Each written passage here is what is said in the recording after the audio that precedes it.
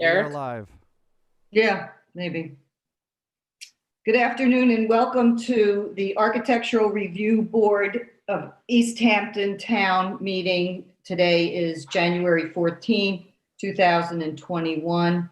I'd like to open the meeting with the approval of our last meeting's minutes of December 10th, 2020. Can I get a approval on the minutes? Esperanza. Yes, Second. aye. Second. All in favor? Aye. Aye. Aye. Okay. I have a few announcements before we get into the meeting. I'd like to welcome our new board member, Jonathan Foster. He's replacing Peter Gumpel in our board position as our licensed architect. So everybody say hello to Jonathan. We've worked with Jonathan this last week and we look forward to having a really nice relationship with Jonathan on the board. And also Esperanza Leon, our honored board member, replaces Peter Gumpel in her appointment as our vice chairman. And I also want to mention that Brittany McVitie is sitting in today as our secretary to the ARB board for Derek Highsmith, who's not with us today, but I think is listening in. So I'm going to start the meeting with the first topic, which is under the title of clarification. And this is for Alan Cohen, tax map number 300-196-1-11.2, 31 Wainscott Hollow Road in Wainscott. This is just a read into the record because when we made the original approval for a resolution back on May 14th, 2020, I failed to read into the record the new addition information that we were approving at the same time that we approved the new light fixtures for the addition, as well as for some of the exterior porch lighting. So I'm going to read into the record the area that I failed to, and this was that on May 14th, the Architectural Review meeting, the board approved the following modifications: a 524 square foot proposed first floor addition, conversion of the garage to a 576 square foot living space, 626 square foot proposed garage to be built in front of the old garage,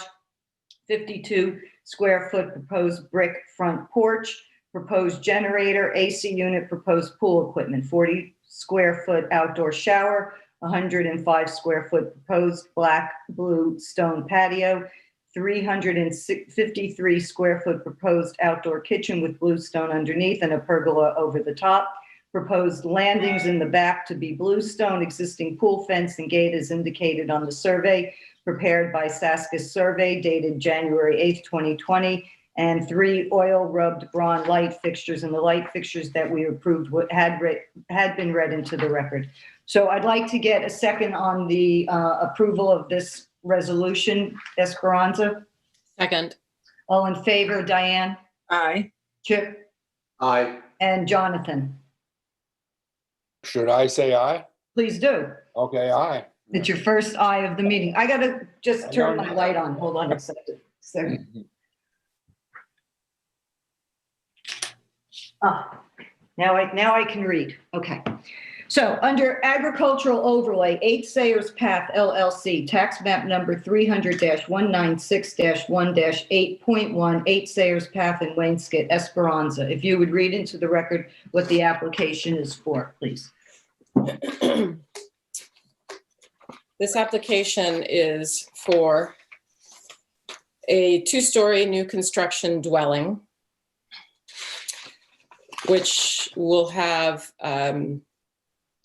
7,662 square feet in total. And as you said, this is located at 8 Sayers Path. It is located near the corner of Montauk Highway, and it is within agricultural overlay district. We reviewed the plans submitted in the December meeting, and we had several observations regarding the extensive glazing and light emitting, and also lack of specifications within the submission regarding plans and elevations and renderings. So I believe we have a new survey, or a better survey, and we also received a couple of renderings. However, I believe the applicant didn't review or didn't listen into the meeting and didn't take into consideration any of our observations. So I believe we're looking pretty much at the same thing that we saw originally. Okay, hold on one second. Brittany, is it possible for you to pull up on the smart board, because we're seeing your home screen? Can we see the revised survey from December 11th, 2020? And Esperanza, can you tell me how big the property is? Can you remind me? From the survey, it appears to be, let me see, I'm looking at the right one. It appears to be 1.703 acres. So it's under 2 acres. And can you repeat how many square foot the house is proposed without? 7,000. I'm sorry? 7,662 square feet. Okay. Under That does 2 not acres. include, which wasn't on the application, Mhm. if I'm not mistaken, there is also, in addition to a pool, there's a pool house or cabana Okay. And proposed. is the garage attached or is it separate? I believe it's attached. Okay. 2 things. Michael, is there anyone on the line for 8 Sayers Path? All I know is that there are callers. I don't know what they're calling for, and I can unmute. Okay, the let's caller go through. And then, does anybody see anything from Brittany? I'm just seeing like a computer screen. You need, Why am I? Yeah, I think you should double I'm not click. seeing that either. yes, you need to double click, yeah. Double click on what? Revised survey. We need to double click? No, she should. Oh, Yeah. Yeah. I'm like, I can't operate her screen. it's not sharing. No, only Brittany can. There's a lot of other people on this line. Well, Stephen Mandelsberg is coming much later. There we go. There we go. He's at the end of page 3. Is there any way to enlarge that, Brittany, so we can get a better view of it within the screen? There you go. Okay. I'm trying. Okay. Thank you. All right, Sure, Esperanza, do you want to say anything about the layout of the property, the amount of coverage, before we move on to looking at renderings until we see if there's somebody on the line? This is a plan that you could want to look at with the survey, because it's in black and white and the survey's in color. It's hard to see what you're looking at. And what would that be? What part of the file would that be? File? Yeah, It's called site plan. Oh, yeah, no, isn't that what we originally were looking at last month? I don't know. I just wanted to pull up the survey. It says so it's, everybody can see that. Oh yeah, site plan, yeah. I don't know. Okay, so, well, just to share, the driveway, the access driveway is a shared driveway. With who? There's a scenic easement and a road, and they're driving through the scenic easement. Right, that's their driveway to get to the access of their property. Oh, I see. Oh, this goes over to another place over there, huh? Yeah. I'd Yeah. like, Jonathan, if you would just stick with us on the same board, Yeah, that I would be will. helpful. I will. I was just Excuse trying me, to. Betsy. Yeah, The applicant has emailed me and says they're on the meeting but cannot get in to talk. So is it okay for them to be let in? yes. What is the applicant's name, please? Guetta Building, Guetta. I see a phone caller to that extent. I don't see that in Zoom. Okay, we'll let the caller in, please. Okay, I'm unmuting the caller right now with the last 4 digits 1016. Unmuting. Hi, how are you? Hi, who are we speaking Hello. with? This is Jessica Guetta. I am the developer and owner of the lot, and it's going to be my own personal home. I know you guys have a lot of questions about what we've presented here, and we'd like to answer them all for you. We've sent over everything that Derek requested from the full site plan from a surveyor, Dan Weaver, that works for Walbridge. He should have that. You guys were asking about the driveway. Jonathan questioned it. No, I was just Okay, so asking. there are 3 lots that comprise of this kind of subdivision. There's one main driveway that comes in from Sayers Path, which is our entrance into the subdivision. And then if you notice, there is an area that says 50-foot wide scenic easement. That is being left as trees. And then we have a driveway that pulls in, that comes in through a center courtyard where you see the home in front of the proposed driveway. Right. Okay. Brittany, So there's some color there's- renderings. Can you go to that file, please?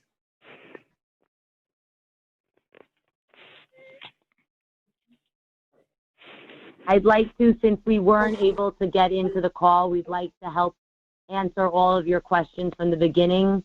If you guys would like, we were on the line from the beginning of the meeting, but unfortunately weren't able to unmute. So if you guys want to start with the beginning of your questions, we'd love to answer them all for you. We haven't gotten that far into it yet, Jessica. We're having a little problem with just getting up and going with our smart board and getting files uploaded. Brittany? Okay, no problem. There, I believe I saw on your list that it said renderings, and Derek said that those were sent in and uploaded. Yeah, they should be up right now. No? No, we're still looking at the survey.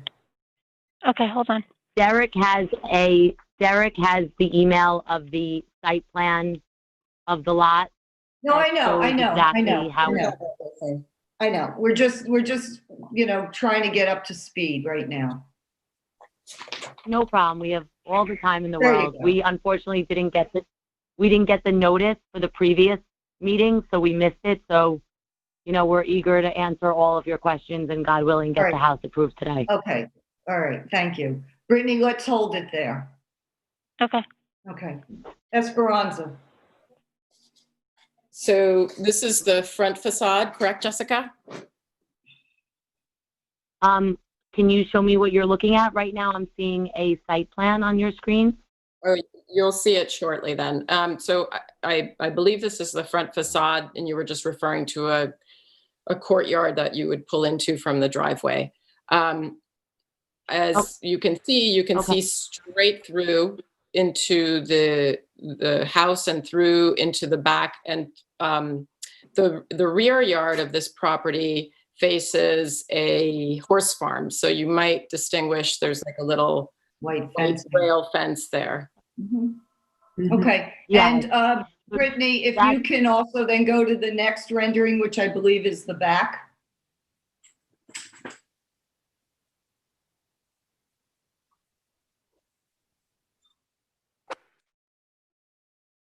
So we designed this home as somewhat of a barn look to kind of correlate to the rear view of the horse farm. We felt that this was architecturally designed to have that beauty and complement the back, which was a horse farm. We basically, as I described, there is one central driveway for the entire 3 homes that are there. We have a lovely neighbor in the back that just built a home. And we all come in on that central driveway. And then to enter our property, we left the scenic easement alone. and we come in with kind of like a round driveway that comes into a center courtyard. So there's an area for parking in the front. And then our driveway continues around towards the back of where our garages will be. Our garages face are parallel to the horse farm. And as you notice, the driveway goes all the way around, and there's a parking area in the back there. Wait, excuse me, Jessica. Brittany, can you please try to upload the other rendering, the other color rendering, please? Sure, hold on. There we go. The next one.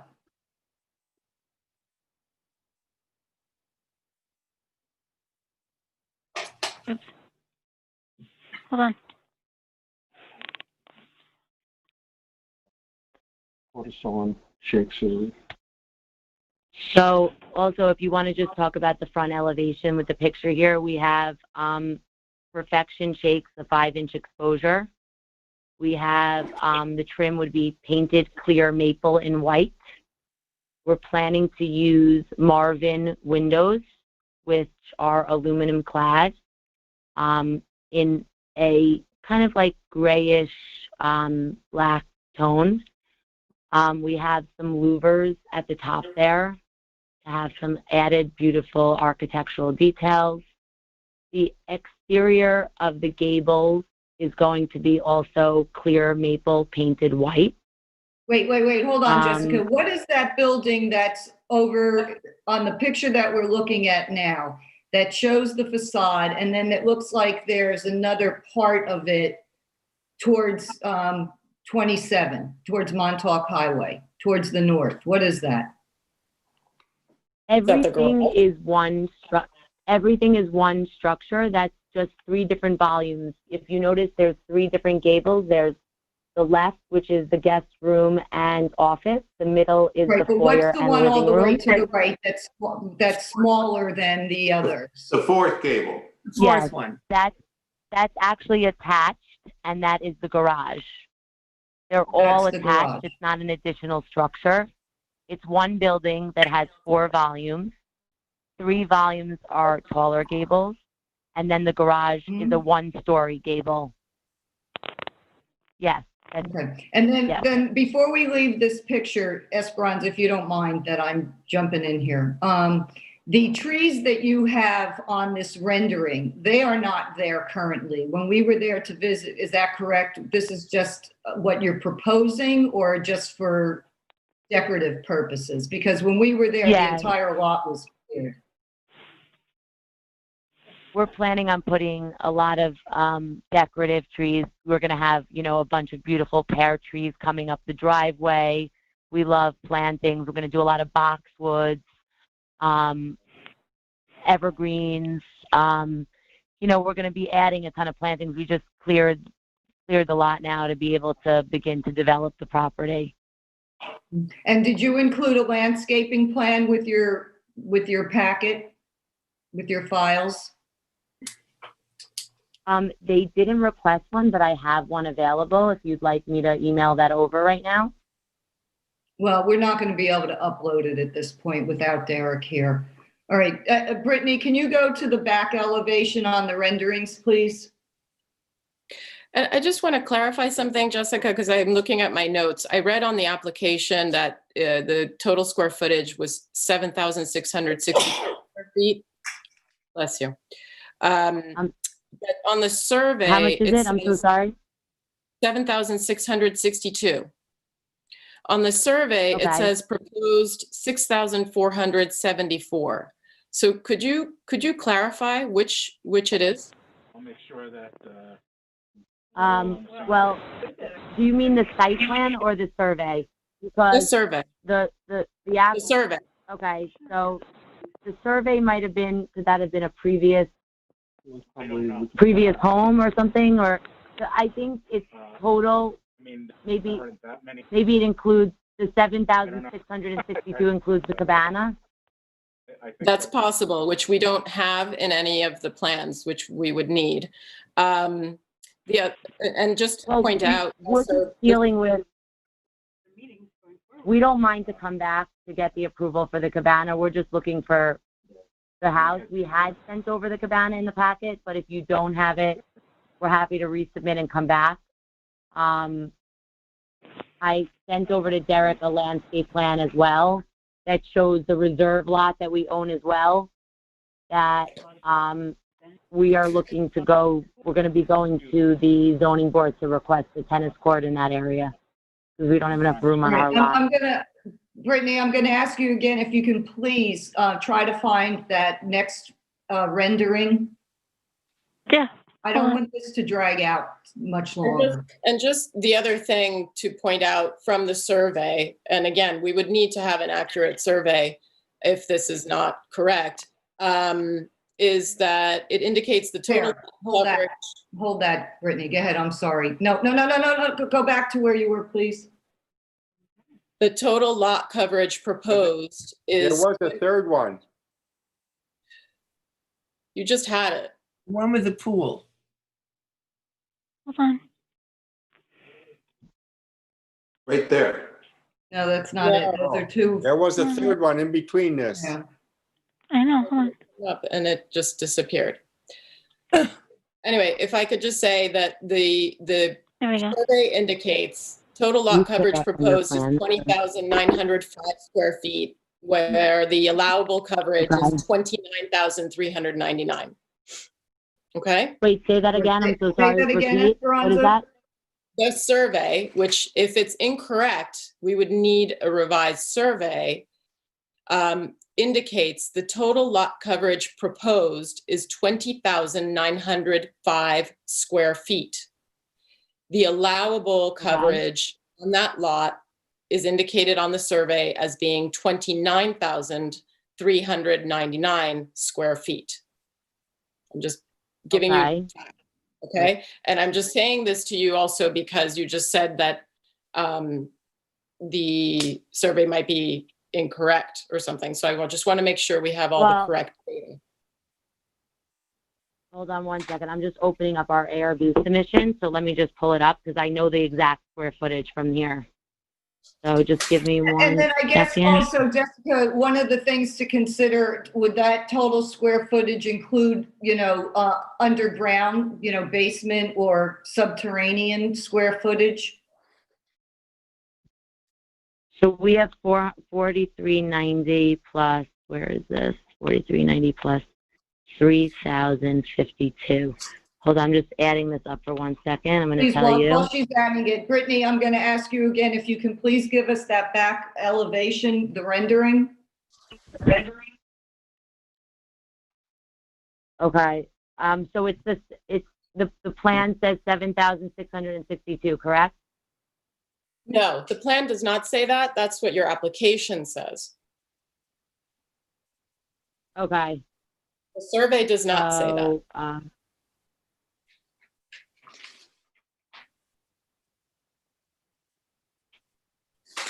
Alrighty. So can I have that? Is that, as long as we don't exceed the lot coverage, is that something that's going to hold us up again? Because I can have that adjusted and submitted to you, but would that hold us up our ARB approval?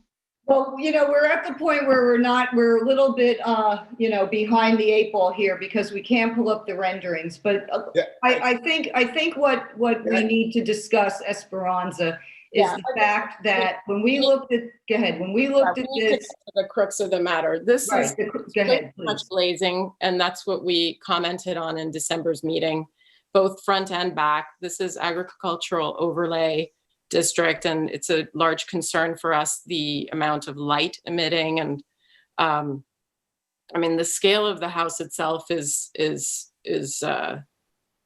impressive.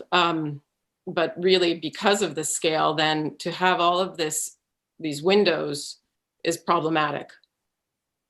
And so why is that? Betsy? Hello? Okay, so you're building a close to an 8,000 square foot home on agricultural overlay property, which is property that the town of East Hampton wants to preserve its rural character, okay? And to put such a large home in that small lot that's not even 2 acres, it doesn't fit in with the neighborhood of the area. It's a very, very large overscale home with tremendous amount of fenestration, doors, windows, floor to ceiling, emits light from the front to the back to the ag overlay. And we discussed this at the last meeting, and the board felt at that time that this would be inappropriate in size and scale for the area. And we would like for you to reconsider both those situations, the size of the home, as well as the amount of glass, fenestrations that are on all 4 sides of the home and the elevations. We don't have, unless, we missed it, but in Esperanza's file, we don't have an elevation for the pool house. We do, I'm sorry, I was looking through while we were Okay. looking. I do have the elevation. What we don't have, it's a very schematic elevation, so it's kind of difficult to see, and we can't get that rear facade up on the screen, so. It's in a different email. I just found it. Well, we'd like for everybody to see Yeah, it. right. No, I'm just saying, Right. it's real. So what I'd like to do, Jessica, is open this up to the board and have Chip comment on it, Diane comment on it, and also Jonathan, who's our architect on the board, comment on the design. I don't think anybody has a problem with the elements or, the colorations or whatever. It's really more from our perspective, what we were hoping to see on that lot as opposed to what's being presented to us. So Chip, do you want to make any comments? Yeah, so I was just at the house next door, which shares this flag lot. That was before us about 2 months ago. It's a traditional shingle house of a relatively modest scale.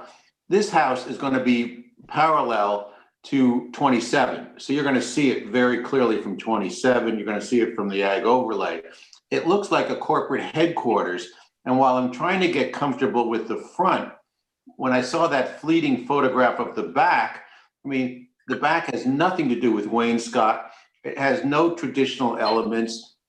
And it's all glass. So I might be able to get comfortable with the front, but the back is sort of shocking to me. Right, and that's where all the light's going to emit out onto the horse farm at night.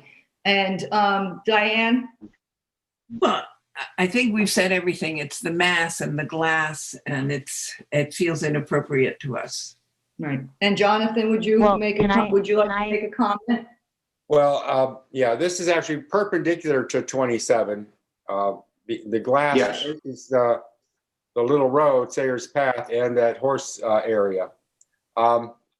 I'm curious, there's 2 more, do you own the 2 more lots there? So I own the reserve lot, and we felt that because, this was so close to 27, an impressive house like this would make an impact because, it is very tough to be close to the highway. Our neighbors saw the house, and they are absolutely in love with it. Wait, can you hear us? Mm-hmm. Can you hear us? Oh, yes. Our neighbors saw the home. We showed them the renderings, and they were absolutely in love with it. We've become very good friends with them since we bought the property, and they are thrilled to have this home built next to them. They feel that it increases the value of their home by having such an impressive home next to them. We are going to be way under the allowable lot coverage, and I understand that it's not the most, traditional home, but it is a modern barn. And it is the style of homes that people are building today. And we're actually developers, and we're looking to make this our own personal home. And I'm really hoping you guys can reconsider because I think this house is really special. People that see it are blown away by it. And the fact that the horse farm is right behind you, the reason for such nice windows is because we want to see it all from all the Right, bedrooms. but the people Really in the like, horse farm You may have- not Go want to see ahead, you. Chip. I'm sorry. Go ahead, Chip. Yeah. Chip, what were you Well, going to say? I think the people in the horse farm may not want to see all of your back of your house because it will dominate that landscape more than any other building that I can think of in Waynescott. And I, Or Sayers Path. so and I what can if tell we you- agreed to put, what if we've agreed to put a bunch of trees to make you guys feel more comfortable? You know, the other lots on our subdivision are only half an acre. We're 1.8 acres. So even though their homes are slightly smaller than ours, our lot is much bigger. So we should be Well, able we to build. understand We're that, under but our you allowable. basically, you basically have taken over all the buildable space on that lot. And I don't want to, drag this out. I can do this, Jessica. We can table this, ask you to consider what the board has suggested that you take a look at to reconsider, or I can take a vote and see how the board would vote for these yes or no. And if everyone's in, if the majority is in favor of your design and the scale, then we can continue this. If not, we will just either deny the application or we can table it. It's up to you. But I'm feeling that you heard from the board. We were surprised at the size of it for that area. We don't feel it's appropriate for the neighborhood. And we, to your point that you think it presents wonderfully, that, it's such a big house on 27, we disagree.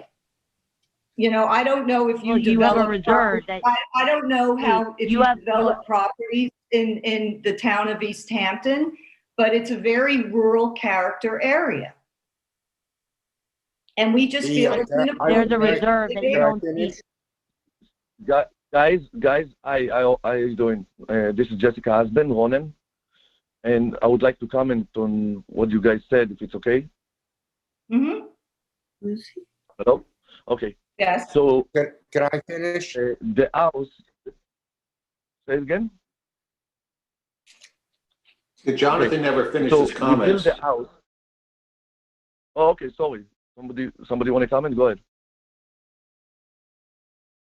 Go ahead, Jonathan. All right. I was asking about the other lots because if they're going to build more houses, are they going to look just like this? I wanted to know what the idea of the other lots were going to be. Also, No. facing- The other lot is a reserve. We're not building nothing on it. And what I wanted to comment is, I really went by what the law under. I am actually under building, and the house is more close to 7,000 than 8,000. And there is many houses that coming up in Waynescott and in East Hampton that are modern barn with big windows. That actually one of them just being built. It's by Maran, that is one of the architects that I'm using sometimes. And he told me it's going to be easy breezy because so many houses like this go up. I actually underbuilt, and the other preserve, I'm looking to preserve it. And so you're not going to see this home from 27 because there's full set of trees. There's like a forest. I'm going to interrupt you. I'm just going to interrupt you We're right not now. I'm planning to sorry. build anything. Because You we know need to, bought we need 4 to, acres, right? we need to move on about, But do you on this. understand that we bought, wait, Jessica, I want to may make one last comment that we bought 4 acres. That the other lot is we're not developing that lot. We bought a 4-acre lot that we are not developing the other one. It's remaining trees and reserves. So the lot backing 27 is not going to have any home on it. So we feel that we've underbuilt based on the fact that we What never, guarantees ever, I'm that never, the- ever building a house on that lot. Well, look, you And know we will what? sign Never, on that. Jessica, listen to me, please. Never, ever until you sell that lot to somebody else down along the road. We're talking about your lot. The board is not in favor of what They're you both- presented wait. to us. You guys And- are not and I'm understanding that going we to bought ask both you- of the lots.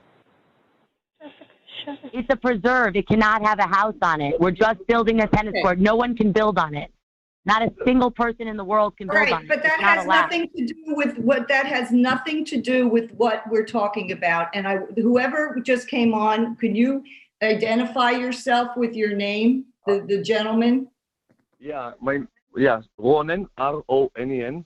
Geta, Ronen. I'm Jessica's husband. We're both sitting over here. All right, Nice to meet you Ronan, guys. to your point about other houses in Wayne-Scott being built like yours, first of all, we're Yeah, I talking can about ask for- your house. I don't know specifically, please don't interrupt me. I don't know specifically what houses you're talking about.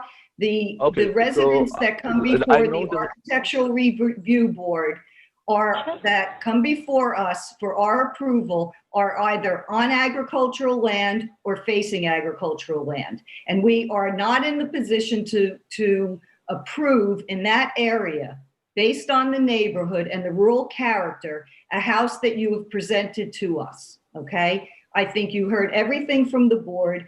We've been going at this now for a half an hour. I don't want to continue to argue the point. We're going to table this. You can either come back to us with our, reviewing our considerations and some changes to it that we would find would be more acceptable, or not. That's your choice.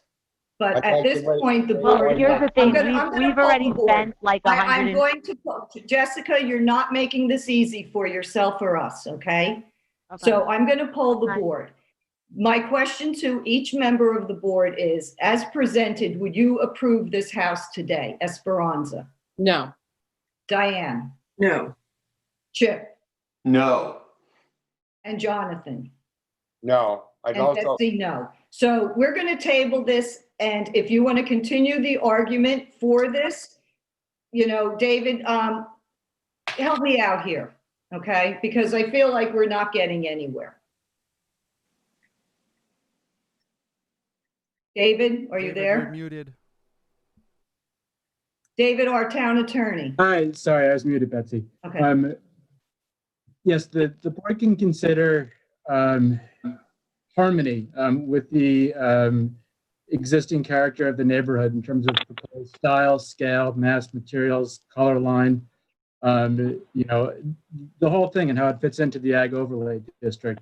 This is really their mandate under the town code. So I would recommend that you consider their guidance and come back to another meeting. I'd like to say one thing after you're through. Yeah. That's it. And the only thing that I would say is that the windows are relevant to the board because they reflect light on the ag overlay district. And that's a special concern. It's the amount of light that is on the ag overlay district. Jonathan? We're planning to screen the whole property. Doesn't matter. Doesn't matter. The We facade. spent like Would 150,000. you be quiet, please? The facade that's facing the farm is all glass. It's also facing west, south. It's going to be extremely hot. Your whole inside of your house is going to be very hot and very bright. And if you reconceive the way the windows were on that facade and where there were walls, you would be a lot more comfortable inside the house. Good point. So we're going to table this, Jessica, and we're going to ask you to reconsider primarily that back area and also take a look at the front and see if you can shore up some of those fenestrations with some solid walls. That's going to stop this from being basically like a light show at night. Okay, it's just inappropriate for the area. It's not fair to the neighboring homes that are more modest and that don't have floor to ceiling glass windows emitting light all night long out of there. Okay, you've got a pool, so there's going to be nighttime activity. So I'd like for you to reconsider it. So I'm going to table this, all right? And we'll look forward to when you're ready to come back to us. Just make sure that you give Derek information so he could tell you when the next meeting is based on when you're ready to come back. And if you have already submitted a landscaping plan, that's good. And if you haven't, please make sure that you do. And we'd also like a color rendering of the pool house, like the house, okay? And a lighting plan? And a lighting plan No for all problem. exterior lights on the house. whether it's the garage, the pool house, and all the elevations. All right, so I'm going to move on to Michael Frischberg, tax map number 300-197-811 for Osborne Lane in Wayne Scott, Esperanza. And Michael, we're looking for John on the line, please. There is one caller on the line, which I can unmute now if you'd like. The last four. I think John was going to come on Zoom. Yeah, Oh, he's in the Zoom. Sorry. Jonathan, are you there on Zoom? Me, Jonathan, I'm here. No, John Laffey. I'll set him up to, he's on right now. I'm just going to ask him to unmute himself. Start my video. John? Hello. Hey, how are you? Hi, how are you? Good, nice to see you. Welcome back. Happy New Year. And to you as well. Thank you very much. Okay, Esperanza. So this is an application that came before us last month, and it is for, again, it's an agricultural overlay district for the demolition of an existing pool shed, pergola, and outdoor shower, in addition to the primary structure, a new pool house, pergola, fireplace, patio, and shower, and then a relocation of a generator. Okay, Yes. so Brittany, we would like to see the new renderings. What date would those be? 1/4 from January hold on. 4th? Hold on one moment. Let's see, whoops. John, we're having a little problem with getting up, all the smart board things. So what renderings should we look at, the 1/4 or the 1/12? You should look at the, Brian's it's the 112, right? I would think it was 1/4. The 1/4.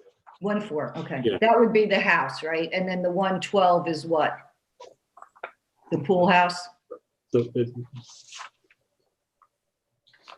I'm sorry. The pool house is on sheet S02. I think they might have a copy of the file that you just submitted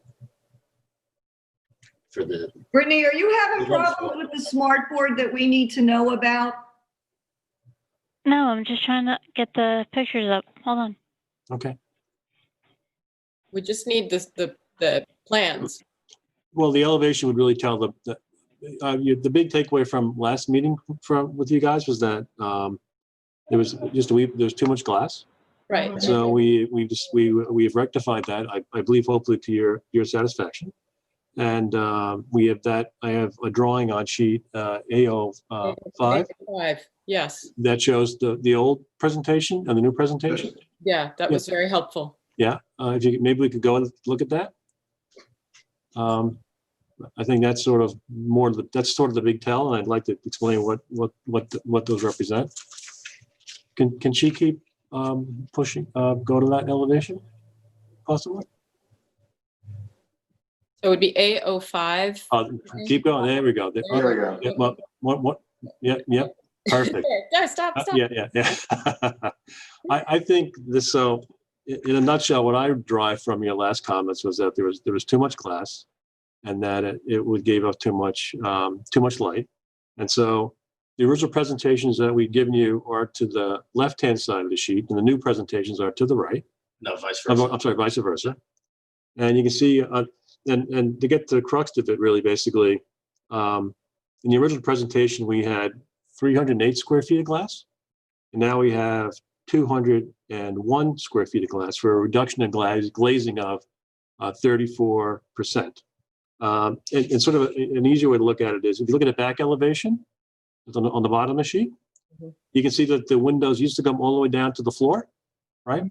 And now they start at 2'3" above the floor.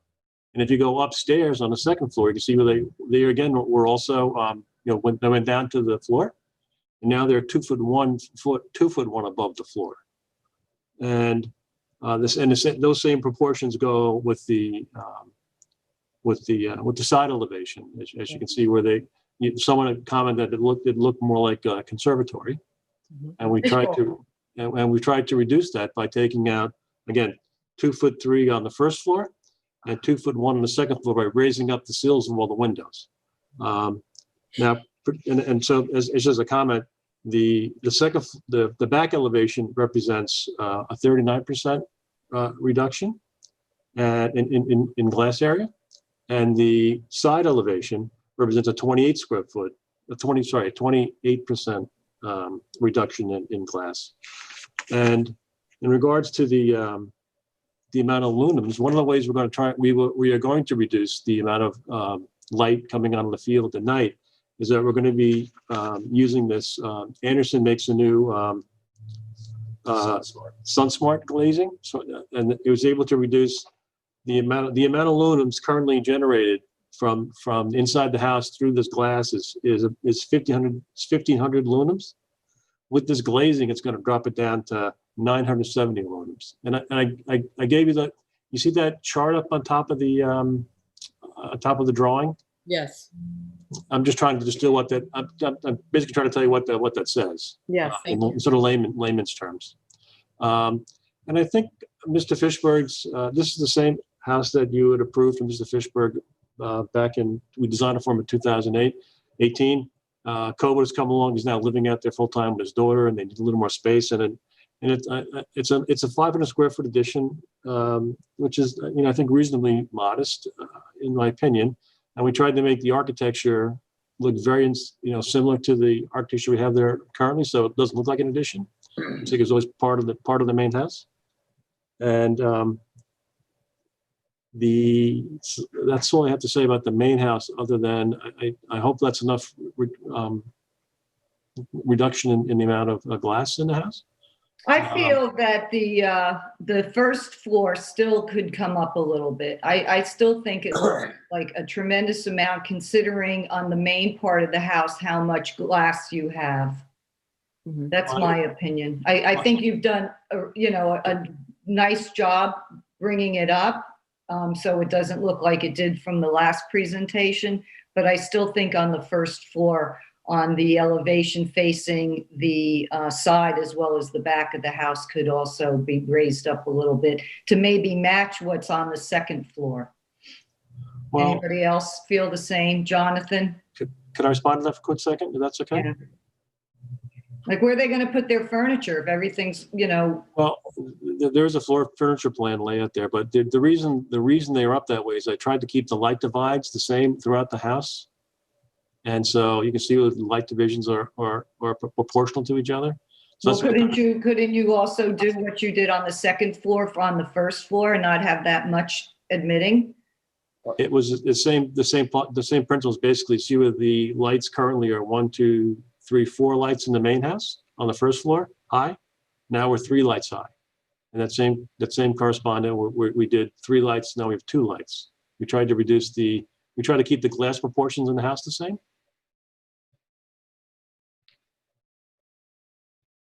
And then anyone else have a comment on that? Floor to ceiling glass. Well, I was for what's facing the rear, which is and I had a picture. I don't know, you won't be able to see it. Can you go back to the rendering that we were looking at, please, the elevation? But I think that having been there and having seen this property, especially at this time of year, you really can see this across the field because there's nothing growing. And so the original part of the house really stands out.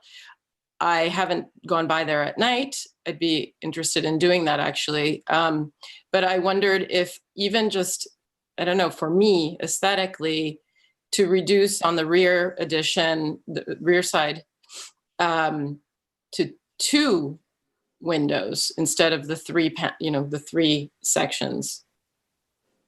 That would have been my suggestion, instead of reducing the height of the first floor. Well, the other thing to consider with this property, John, is that it's not a vast amount of land between the ag overlay and where this house is located. It's a small property. Yeah, true. And it's literally like a stone's throw. And I'm really concerned about it. Well, we did, if you look on the floor plan, you can see where the addition actually is held off the back of the facade of the of the main house, considerably. It's not nowhere near the front gable over there. In fact, it's it's off the. It's a little over 20 feet off the. This elevation is 20 feet off the front of the back of the house, so it's pushed considerably back further than it appears in the elevation. All right, Chip, where are you at with this? Well, I like what he's reduced, and I think there's a good effort here, but I don't think it goes far enough. I mean, this pedimented, glass pediment with the all glass underneath it, I think it's too much. It's got to be less. Jonathan? I think he did a good job of diminishing the walls of glass everywhere, and he kept the most important room as a glass room. Well, that was the original part of the house, Jonathan. The section to the right is the new addition, and that's what we're talking about. The new addition? I'm sorry? You're talking about the new addition or the? Yeah, just the new addition. What's there is already there on the main part of the house. That was approved originally. That's the living room. Correct. All right, so that's not what you're talking about. Okay. No, we're talking about the addition from the chimney to the right. I see. All right. All right, so what happened on the right side, that's what he presented to us last meeting, which was the floor to ceiling windows. Yeah. And we asked him to reduce the amount of fenestration, and he came back to us with the left drawing on the bottom to show us. And then what's above that, of course, is the way that addition presents on the side, which faces a wall of evergreens, and there's another property behind it that also faces the ag overlay. Yeah. That's facing south, right? But I do think that even though, we did reduce the glass again, but it was 34%, and we are using, unlike the other part of the house, we are using the smart sun glazing, which really drops down the aluminum considerably from what would be a normal piece of glass, with your thoughts in mind. Period. We felt we wanted to. We don't want to be the bright sunny guy on the field. So well, you certainly can't go naked in that house. No, I'd say not. So Diane, where are you on this? No, I don't. I think that he's made the addition more traditional with the more traditional windows. Mm-hmm. So I'm getting from Diane and Jonathan that you're okay with it. So out of balance with the existing house, which already has approval. Yeah, I didn't realize I've heard of this sun glaze. What did you call it? The smart sun glazing. It's called the smart sun glazing. Yeah. It's a product that Anderson recently just came out with, and these windows will be slightly tinted on the inside of the house. Right. We had a situation not too long ago, about a year or so ago, with a commercial resort property in a residential area that faced the ocean in Montauk.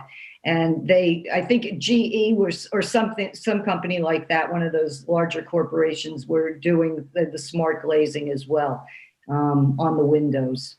So I'm familiar with it. And it's great. That keeps the electric lights on the inside of the house from coming out as much.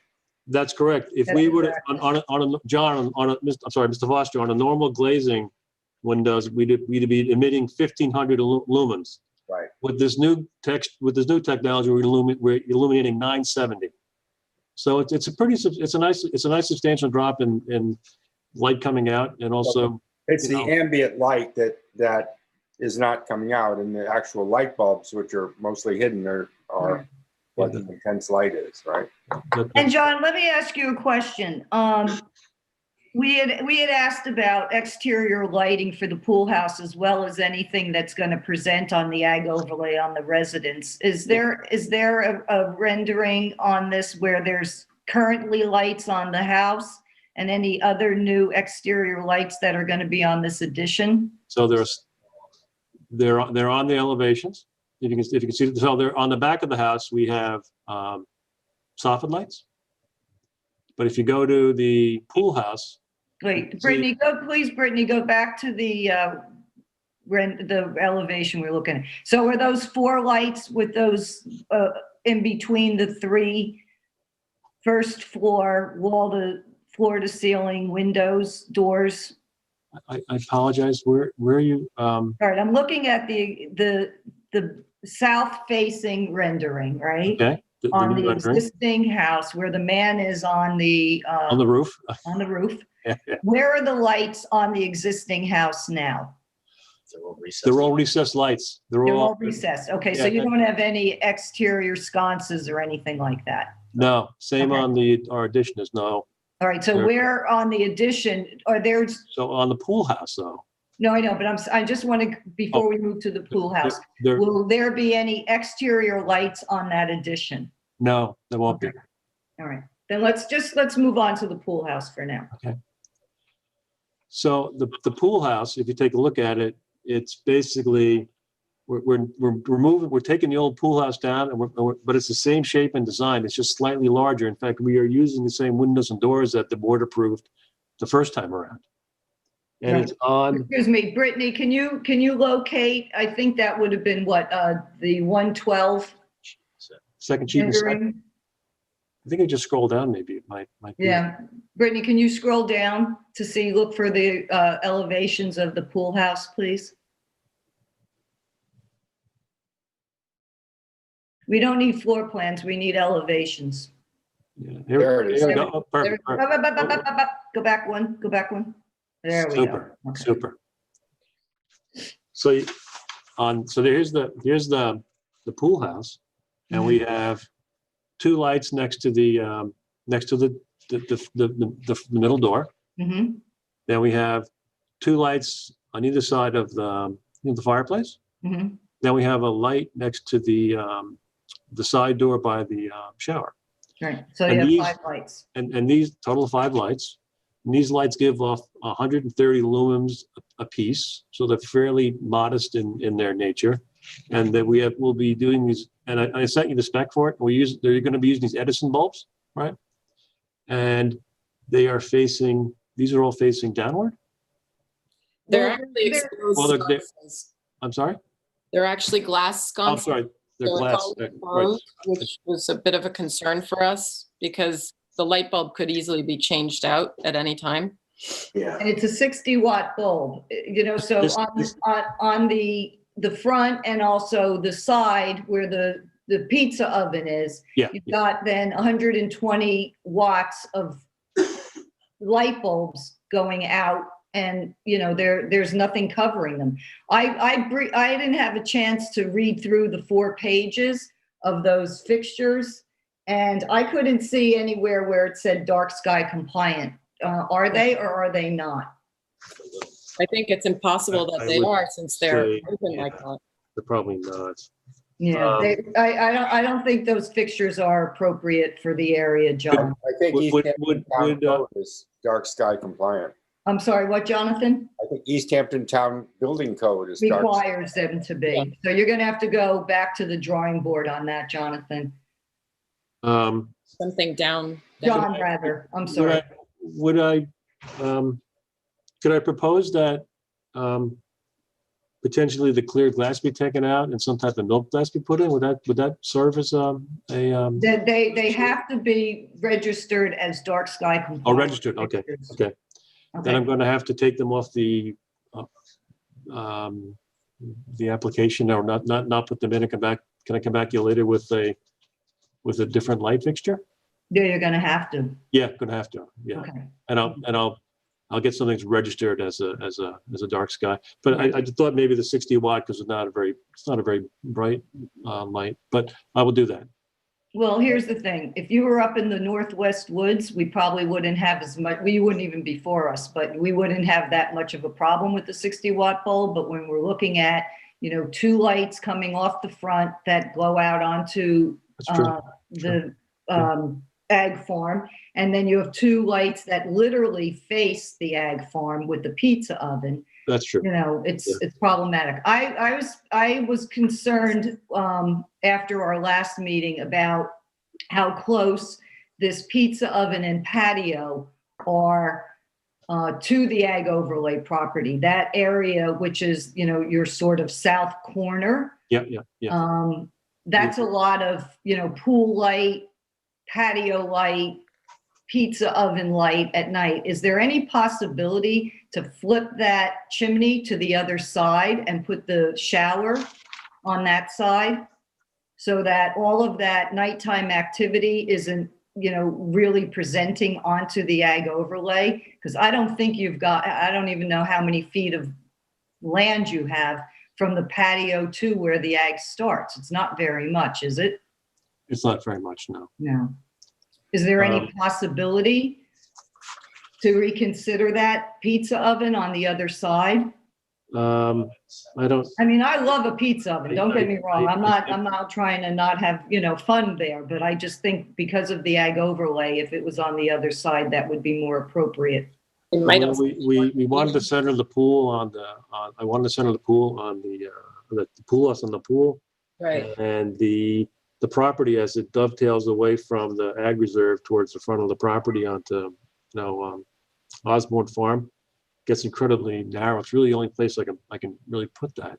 But I do hear you, and I'm happy to get rid of all the lights on this structure as a sconce, and put in a you know, a recessed light in the soffit. And I'd also tell you, we certainly would be more than willing to take the lights off of the you know, that adjacent to the fireplace, so they're not. John, the lights in East Hampton are dark sky compliant for exterior lights. That means they shine down. Yes. So a sconce is fine, and that will help the cook and everything. So it's not a problem. And so even in Northwest Woods, where I am, you can see houses and lights, and lights are all facing down. As long as they're facing, the light is They're facing. covered and they face down, right? Yeah, right. Yeah, the light goes down. Okay. Does anybody have any comments about what I was proposing with regards to that chimney and that patio? Yeah, I agree with you, Betsy. I can see also, I looked at the you know, the survey and the plan, and could see how, you know, you want it centered, and agree, you know, I agree that it's a dilemma on on Mr. Laffey's part, because it would throw off your harmony. Well, my other thinking was that the pizza oven area would be closer in a walking distance from the house. Yes, that's why I said it would be more convenient. Yeah. As opposed to, you know, because it's not like they have a kitchen there, they just have a pizza oven. So you're going to be back and forth with it. Yeah.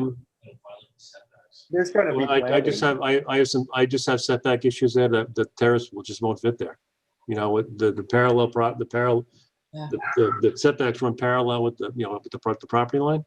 Well, you know, that's the problem with putting a pool house so close to an ag overlay, and then you want to put a patio and a pizza oven to the west of it, which literally backs up to the ag overlay. I really don't think it's a good idea. You know, if everybody else on the board doesn't have a problem with it, we can move on, but I'm concerned about it. I wouldn't feel comfortable approving it.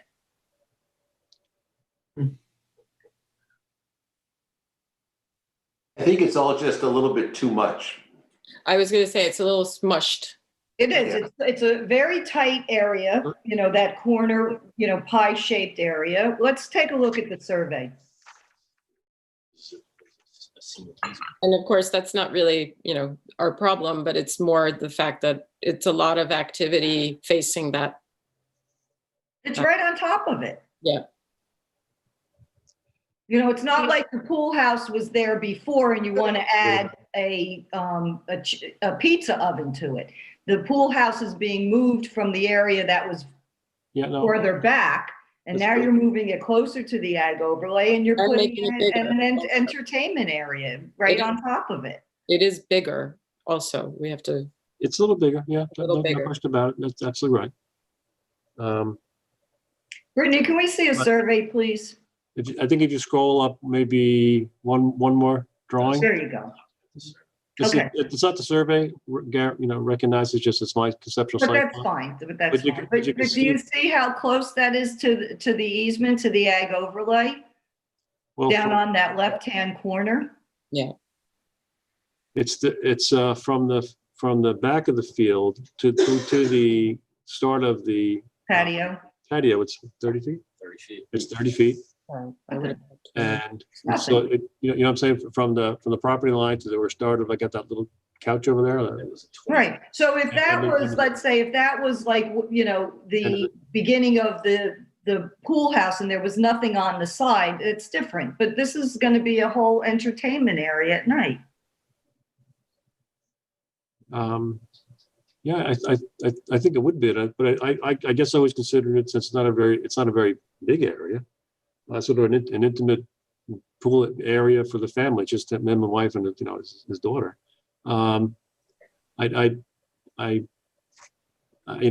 we're aligned with the. We have to be 10 feet from the argolite to the nearest. We're allowed to, so we're 30 feet. I don't think any of the lighting would be that we're happy to omit.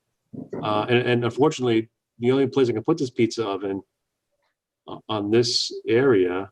I mean, obviously, I guess I could redesign the pool house so the chimney would be or the pizza oven would be between the pool and the pool house. That's what I was. But then I've got, my pool house is sort of not functioning well. Well, the other thing you could do is consider that maybe the chimney and doesn't get attached to that side of it, and you build a freestanding pizza oven on the patio somewhere near the, Well, this is a nice concept, though. All right, let's try to, tie this up. If there's anybody that's in agreement with me, let me know. And if not, then if you all think that this is okay in your mind to have the pizza oven facing the ag overlay, with 2 lights on, the side, and then 2 lights in the front. And I'd be willing to stipulate we would take them off or make them. Obviously, we need to make them. We need to make them. There's no leeway there. Exactly. Chip, where are you? I just think it's a very small piece of property in a very prominent field location. I think it's just too maxed out. It has to be a little bit more modest in every regard. Yeah, it needs to be tightened up. I am in agreement. Jonathan?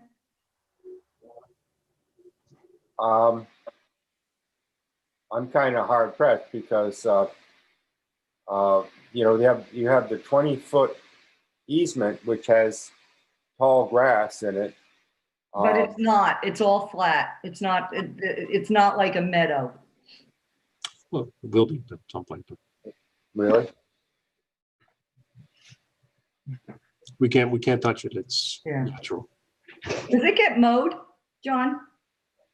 No, You can't touch it. we can't. We're not allowed to. Yeah. Go into But it. it's not like tall grass grows. If if the grass is maybe. Yeah, no. I mean, there are grasses summer? that get up to at least my bottom of my coat, my waist. Yeah, it depends on the deer and. Yeah. Well, also too, when Esperanza and I were out there, it was winter and everything was died down. Diane, where are you on this? Well, I think that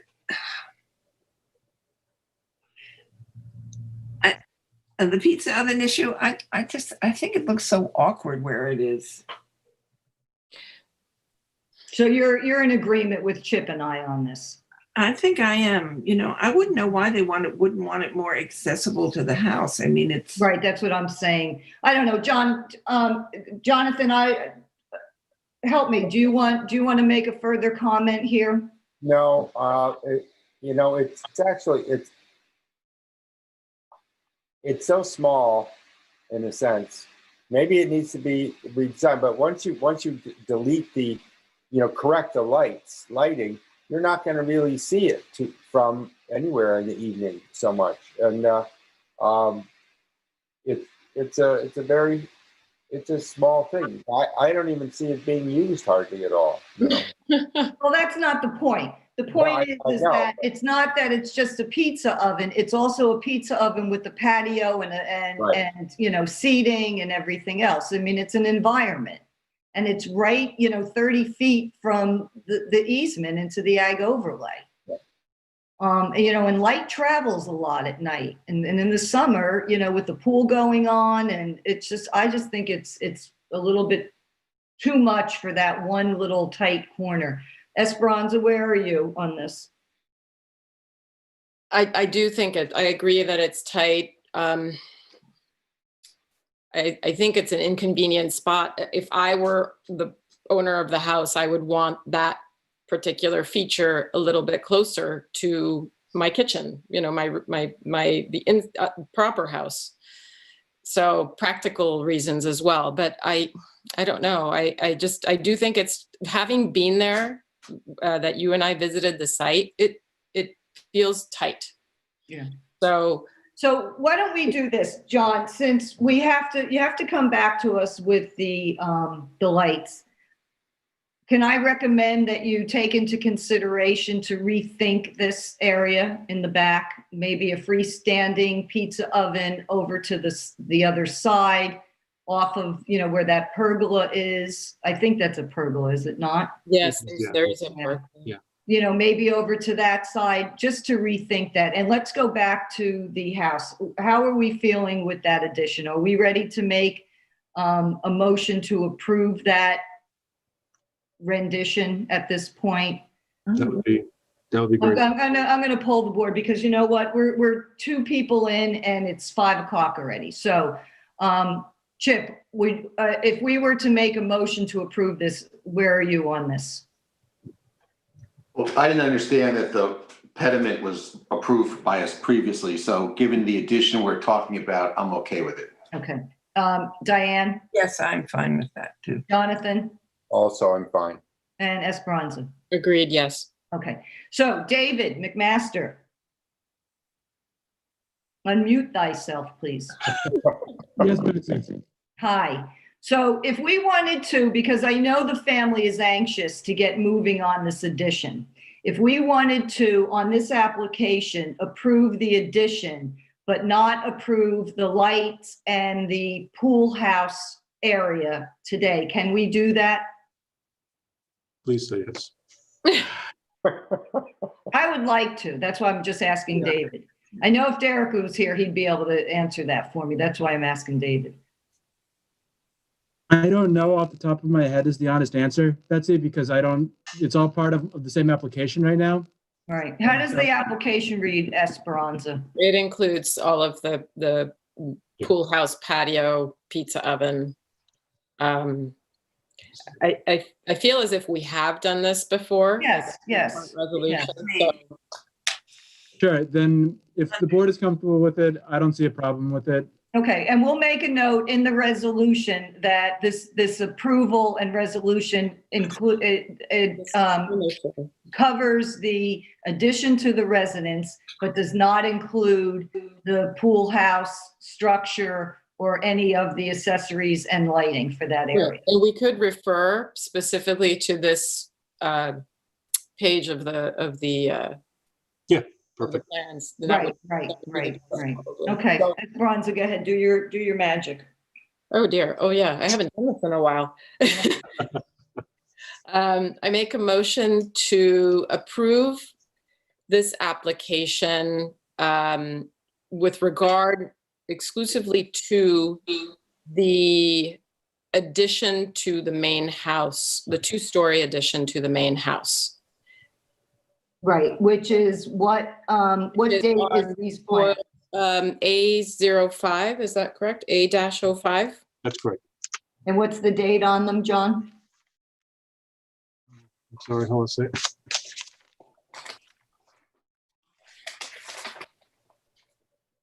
It's dated January 5th, 2021. Great. Esperanza, if you could repeat that.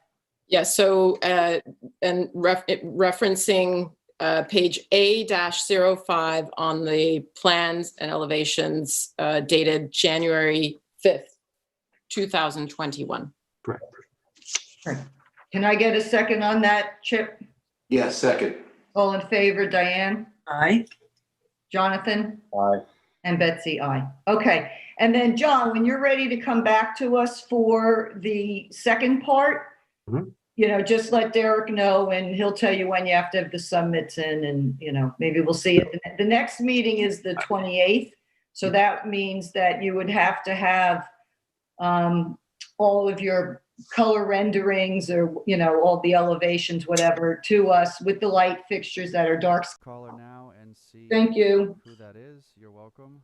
Unmuting the caller with the last 4 digits, 1705. Good evening, Chairman. This is Tara Burke calling for Max Levi.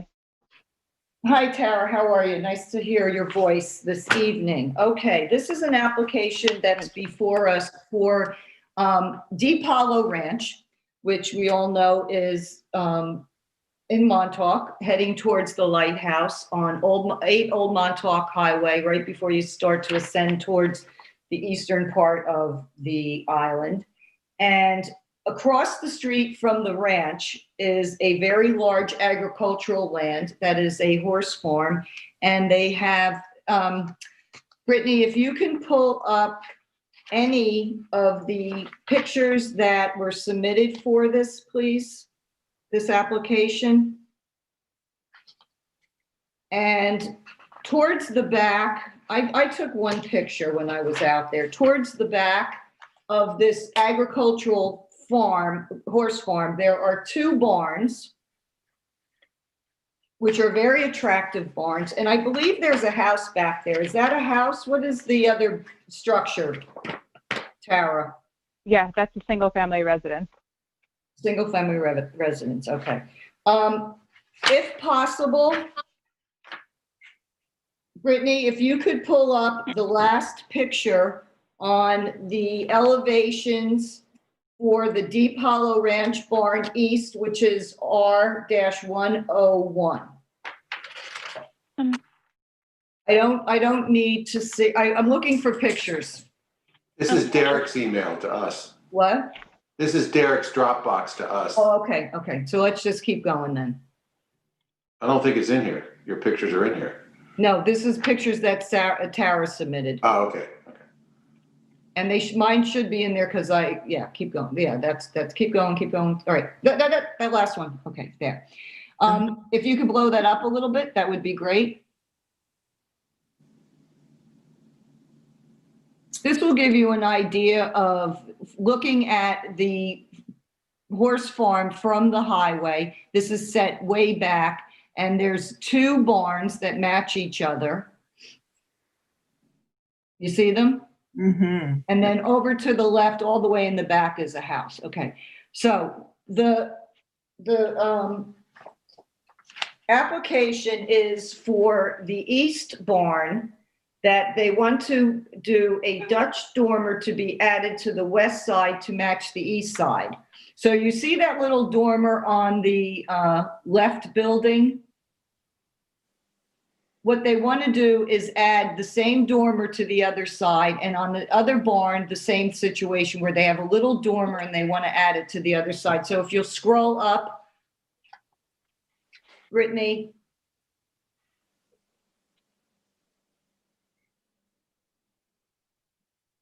No, go back to the color renderings. Okay. You see the dormer, right, stop right there, please. See the dormer in the lower right-hand corner? Yeah. Okay, so what they want to do is add that to the other side that doesn't have that dormer. And it's going to match the existing clapboard and cupolas to remain white, but they'll be repainted. New entry door on the south elevation, new glass window behind the existing shutters on east dormer, new cedar roof to match existing, new biparting aluminum glass door behind existing doors on the east side. And I guess the west barn is the same. Is that correct, Tara? The west barn is slightly different. The west barn, if you recall, has that small section of skylight. Okay, the west barn, skylight over existing framing on a portion of the roof ridge line, existing clapboard siding and cupolas to remain white but repainted, Is this existing apartment door to remain but replace bottom panel to match the existing siding? Addition of another door to the far side of the south elevation to match new apartment door. Existing barn access door to the side to be removed and replaced with a window to match the existing barn window. New exterior entry door in the center of south elevation to match existing siding. New glass bipart sliding entry door on west elevation. New cedar roof on west elevation to match existing, and 2 new proposed glass sliding entry doors on the north side. So Tara, what's the best way for the board to look at this? Should we look at the elevations since these pictures are a little small? I think it's Yeah, probably. It sounds like a lot, but it's not. Really I know. Yeah, it's all pretty, at least in my opinion, you might feel differently, but it's all pretty minor.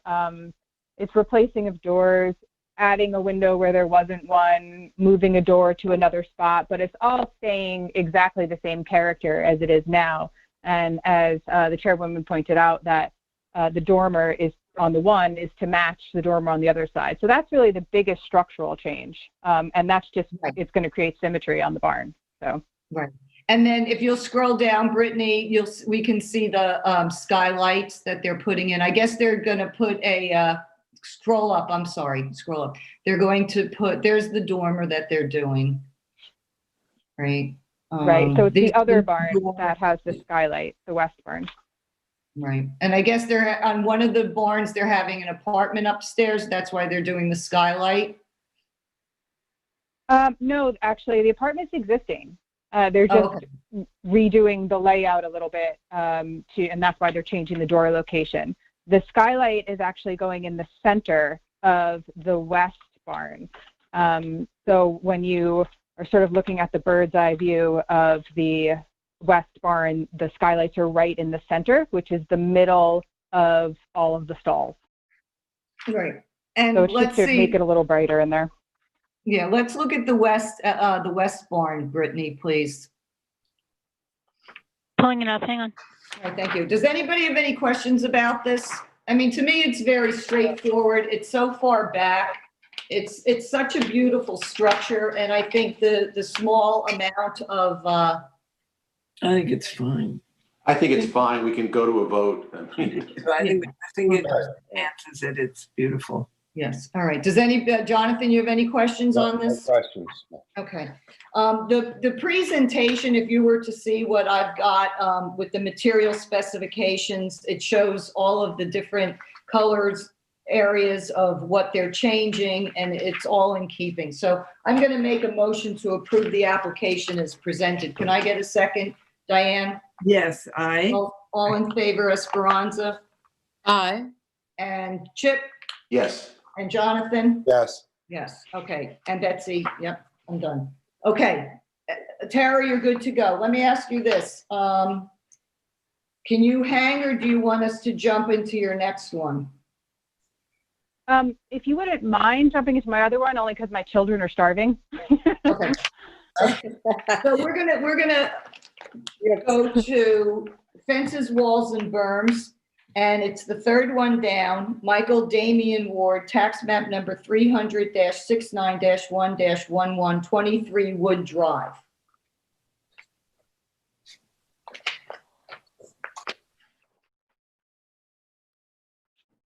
And Brittany, what I'd like for you to do is just pull up any photographs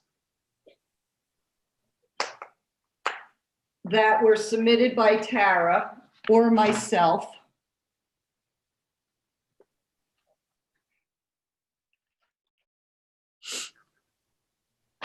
Okay.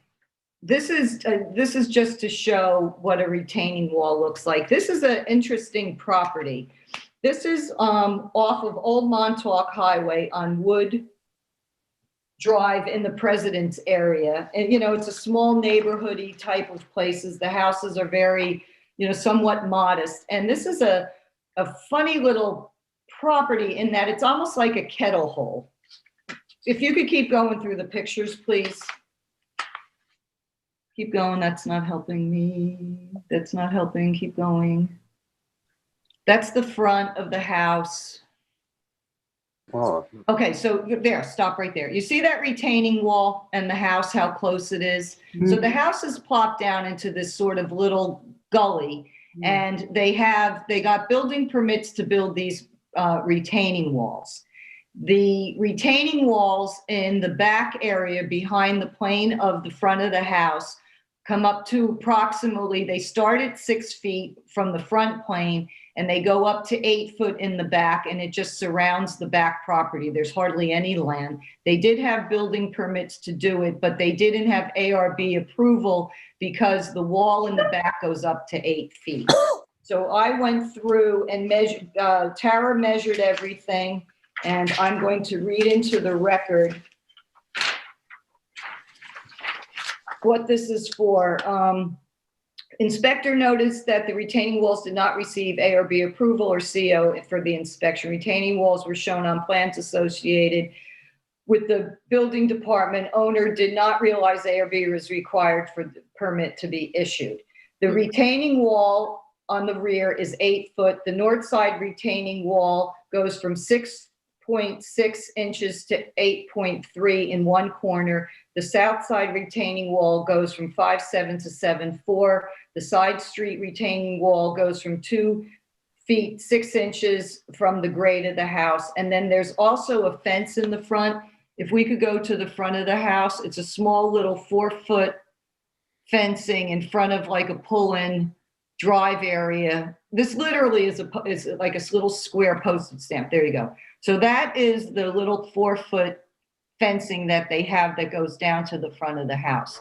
Also, I have no problem with the retaining walls because it was part of the building permit, and we can approve up to 8 feet in that one corner. It does, I think, because of grade, go a little bit, few inches more.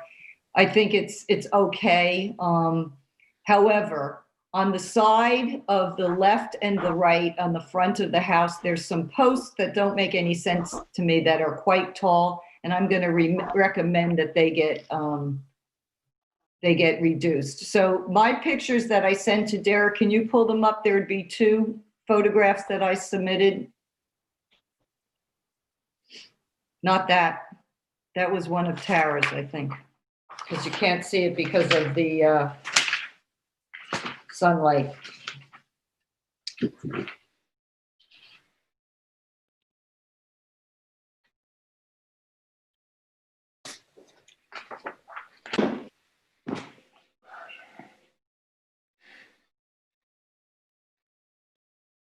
Are you looking for them, Brittany?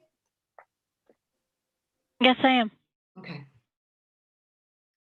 You know, before you go off of this one, Britt, there, if you scroll through the pictures, there was one where you see the retaining wall and that the neighbor has a fence on top of it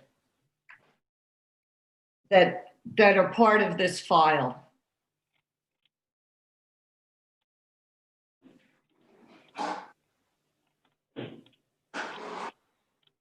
Oh, that one? No, not that one. I don't think you're selecting them because we're seeing the same thing. If you scroll through the whole, maybe they're in another Dropbox. Yeah, maybe. Hold on. Elevation. Oh my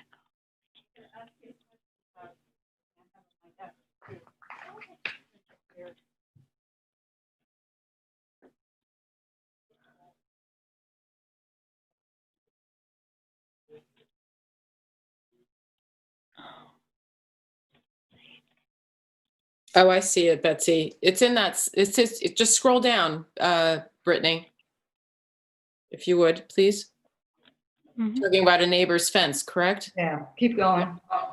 Keep going down, and it's, I think Wait, it's, no, go up one, go up one, go up one, go up one. there's one, Okay, there you go. You see how the wall sort of goes down as it goes towards the front, and then there's a fencing? On either side, it does have fencing. It's on the neighbor's property, and it's not on top of the wall. I worked with David on this, and there, that's okay. Okay, so if we could go find now my pictures. I just wanted to show that to the board. there was some lower down in Yeah, case. that's all right. It's the same, it's just the opposite side. Okay, That's the back. That's the other side. that's the one, yeah. Yeah, okay. That's it. Yeah, but I need my photographs, please, Brittany. There's 2 that I submitted, I believe, if not 3. So they're not in the Dropbox? They wouldn't be in this file, no. There's 3 photographs that I sent to Derek.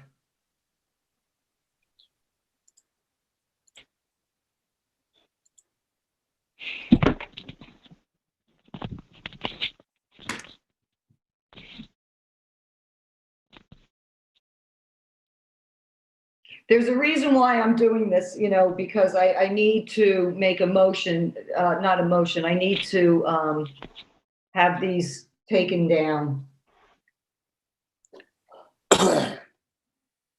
So David McMaster, can I make a motion to approve these retaining walls with the exception that they have to remove these tall posts on the front, and then have them remove them before we go back out for a C of O? Yes, right? Yes, you can. And I'm also trying to find the photos that you sent to Derek. I haven't seen them, but they're not in my mailbox, and they don't appear to be in the Dropbox of the files that he uploaded. So I don't know that Brittany has access to them, Betsy. Okay. I think I got them. Hold on. Betsy, I think I know which 2 posts you're talking about too. So if that helps at all. Well, I'm going to pull them up on my phone because when I make the motion, I want to make sure that I'm looking at exactly what I want removed, because they're not to code. Can you guys see my screen? Yeah. Yes, but we only see the Dropbox folder. Right. Oh, hold on.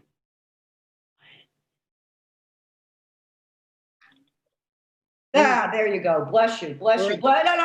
Go back. I know. I'm trying. Hang on. There we go. Okay.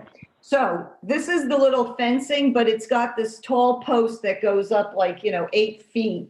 So that needs to be removed. That's to the right. And then the next picture, Tara, that should come down equal with the top of the fence. That's what the back looks like. And then one more. Okay. And then over to the left side, Tara, you see that little fence and that tall post? That needs to go away. Okay, almost. It's a delay on my end. Okay. So I missed. Oh, there we go. That I can see it. the tall post is in the fence going along parallel with the house. Is that it? Or this? Yeah, the fencing, the little fencing that separates the house from their pull in front of the house driveway. Then on either side, they had this one tall post, and then on this left side, they have a tall post with this like little, sectional there, which doesn't make any sense. I think that they should just take that down because it's above the height that we can approve for the front of the house. Okay? Yep, understood. So I'm going to make a motion to approve the retaining walls on this application as presented, with the exception that the posts that are higher than the 4-foot front fence be removed, as well as that small fence sectional above the retaining wall in the front. Okay. Can I get a second on that, Diane? A second. All in favor, Chip, Yes. Esperanza, Aye. and Jonathan? Yes. Aye. Okay, Tara, that's it. Do you have anything else? Yes, one more, the next one. Nope, that's it. Oh. Oh, no, we withdrew that one. Oh, that Thank you, was though. withdrawn. That Oh, was withdrawn. okay. Mhm. Withdrawn. Yes. All right, so let's jump back to, good night, Tara. Hi, Tara. Good night. Thank you very much. You're welcome. Rama Dahan, tax map number 300-159-1-2.19 Roberts Lane, East Hampton, Chip. Right. So this applicant seeks approval for a split board fence along the road of this cul-de-sac. The back of the house abuts an agricultural reserve. The fence is several open planks with generous space between them. It runs along the road in the front of the property. It's broken by a gate, which we had approved in 2013. Fence is generally 4 feet tall. I have no issue with the fence, and that's the back fence where the pool is, which the building department's already approved. This is the split board fence in the front. While the gate is higher than we would normally approve, we approved it in 2013, so it's not for us to look at now. This is the split board fence. I have no issue with it. I think we should move to approve it. Okay, can I get does anybody have any questions for? I just have a question. Why are they before us? Because the building department raised a flag that they didn't think this fence had ever been approved because it's in an agricultural overlay. Oh. Do you remember there was some lessons we learned with this, that anything that's above the ground has to be on an ag overlay, has to be approved. So even though normally a 4-foot fence doesn't need ARB approval, because anything over the ground on an ag overlay needs our approval. Okay. Okay. So Chip made a motion. Can I get a second, Jonathan? I got it. Second. And Diane, aye. And Chip, Betsy, aye. Okay. Aye. Great. All right. So that's approved. Okay. Great. I just got to make a note on something. All right. Business sign, Dime Bank, tax map number 300-49-319, 1 Carl Fisher Plaza in Montauk. Is there anybody on the line for this? I would be looking for the Going Sign Company, possibly Eileen Dalto. Chair, there are a few callers. I can go through them and find the right one. I don't know their names. Okay, I'm looking for Eileen Dalto of Going Sign Company. All right, I'll unmute the next caller with the phone number of 8665 right now. Yeah, 8665 is George Kelly. I'm not ready yet. Okay, thanks, George. Hang in there. Chair, moving on to the next caller is 6058 is the last 4 digits. I'll unmute now. My name is Shannon. I'm calling in from Going Sign Company. Hi, Shannon. How are you? I'm good. How are you doing? Good, thank you. All right, I'm going to read into the record what this is for, and then I have a question for you. So this is the existing bank on the Carl Fisher Plaza in Montauk on the Circle is a BNB bank, and it is being replaced by a Dime Bank. And what they want to do is they want to, Brittany, if you can find the Dime Bank sign imagery, what they want to do is they want to swap out in 2 locations where it says BNB on that soffit to where it would just say Dime. And then it looks to me that there's also photographs that show on the windows where they took off the BNB lettering in the front windows and replacing it with the Dime. So while Brittany is looking for those renderings, Shannon, it says on your application that you have 2 7.5 inches by 1 foot 5 inches for the lettering for Brittany. If you could please find the other pictures that say Dime on the building.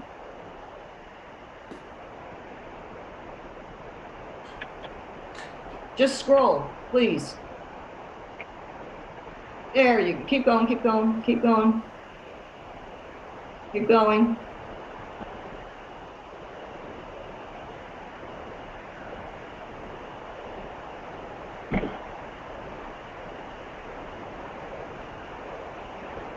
Is it possible it's in another file? Possibly. Hold on. Hey, Betsy. Yeah.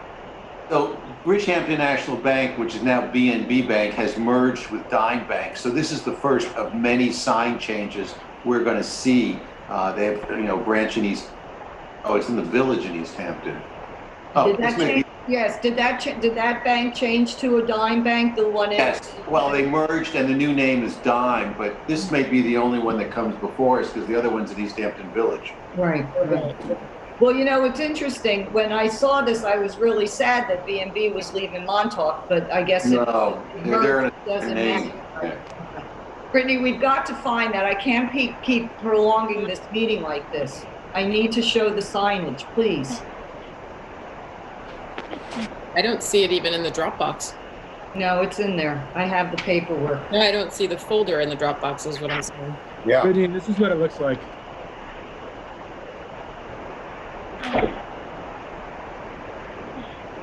It might be another file, Brittany. What file is that under? I don't know. I can't see what her list of the files are.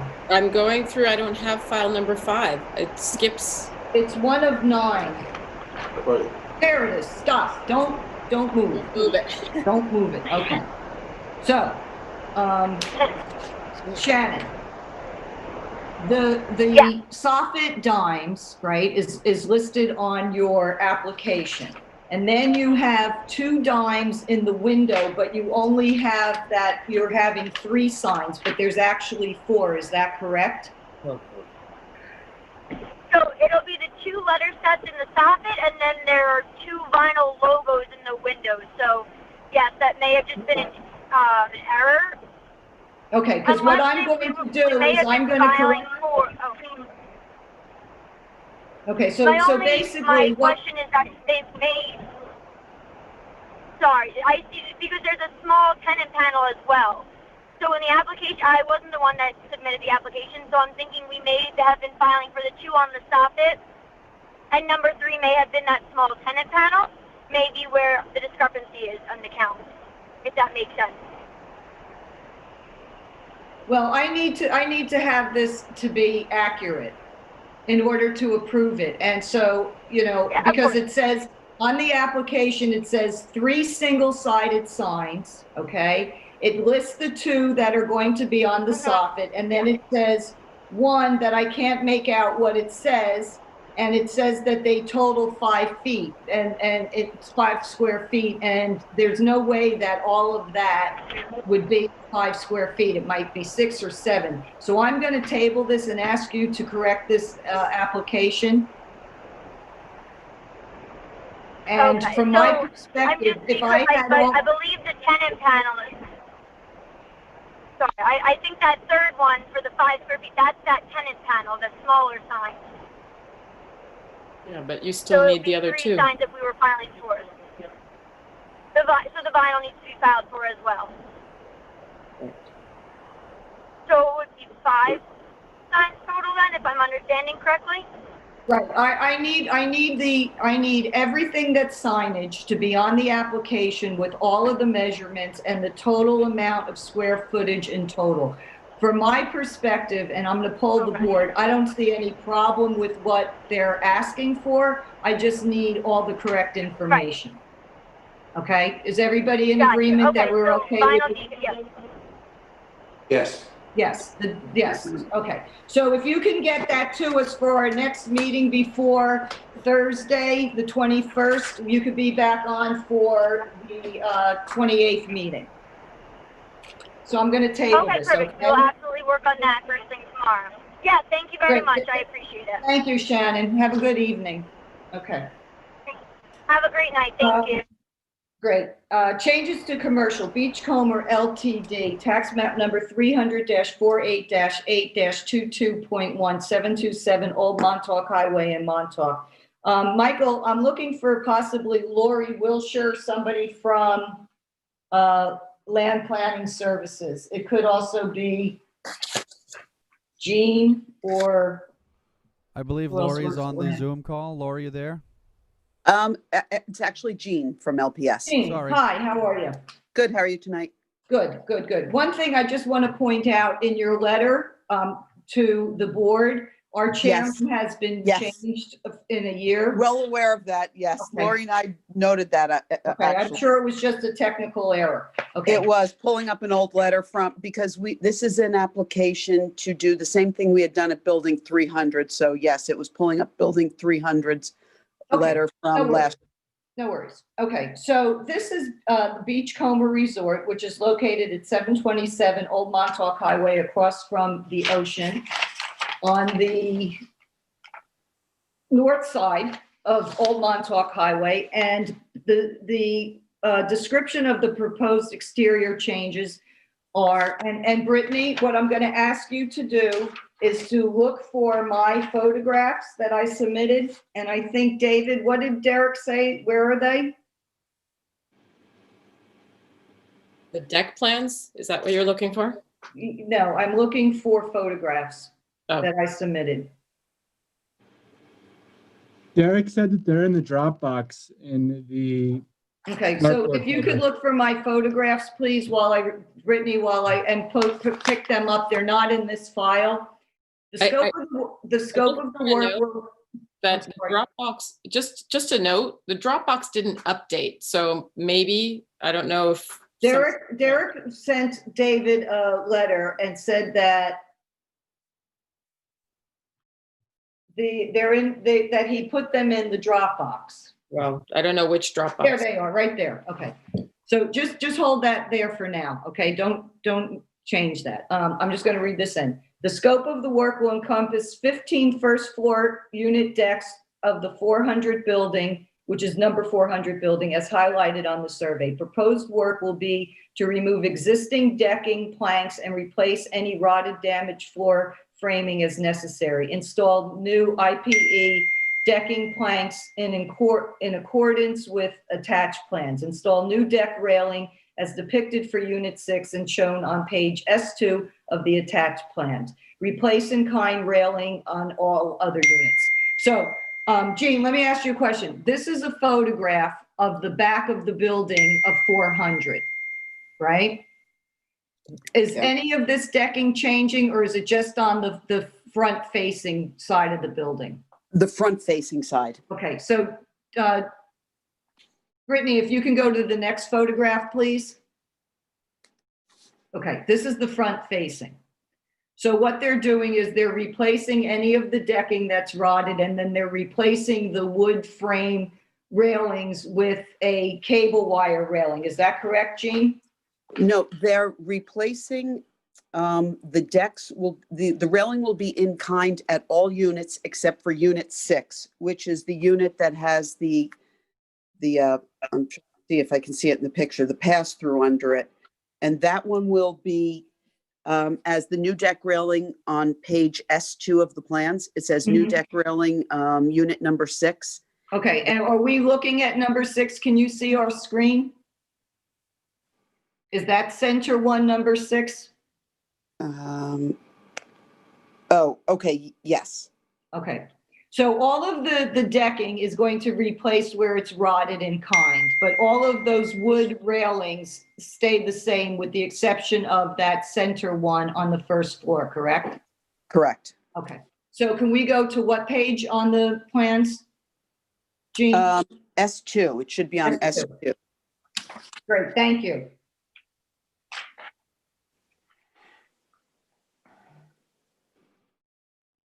We're going back to the plans, Brittany.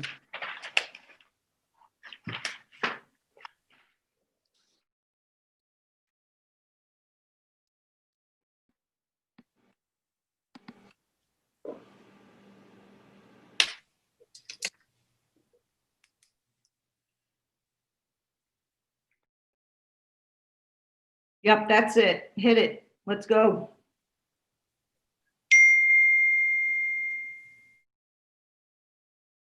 Who's dinging? Here's dinging. That's David McMaster texting me that he's got kids to feed. I don't have any kids, Betsy. I know. I was making a joke to Tara saying, my kids are hungry. I got to go.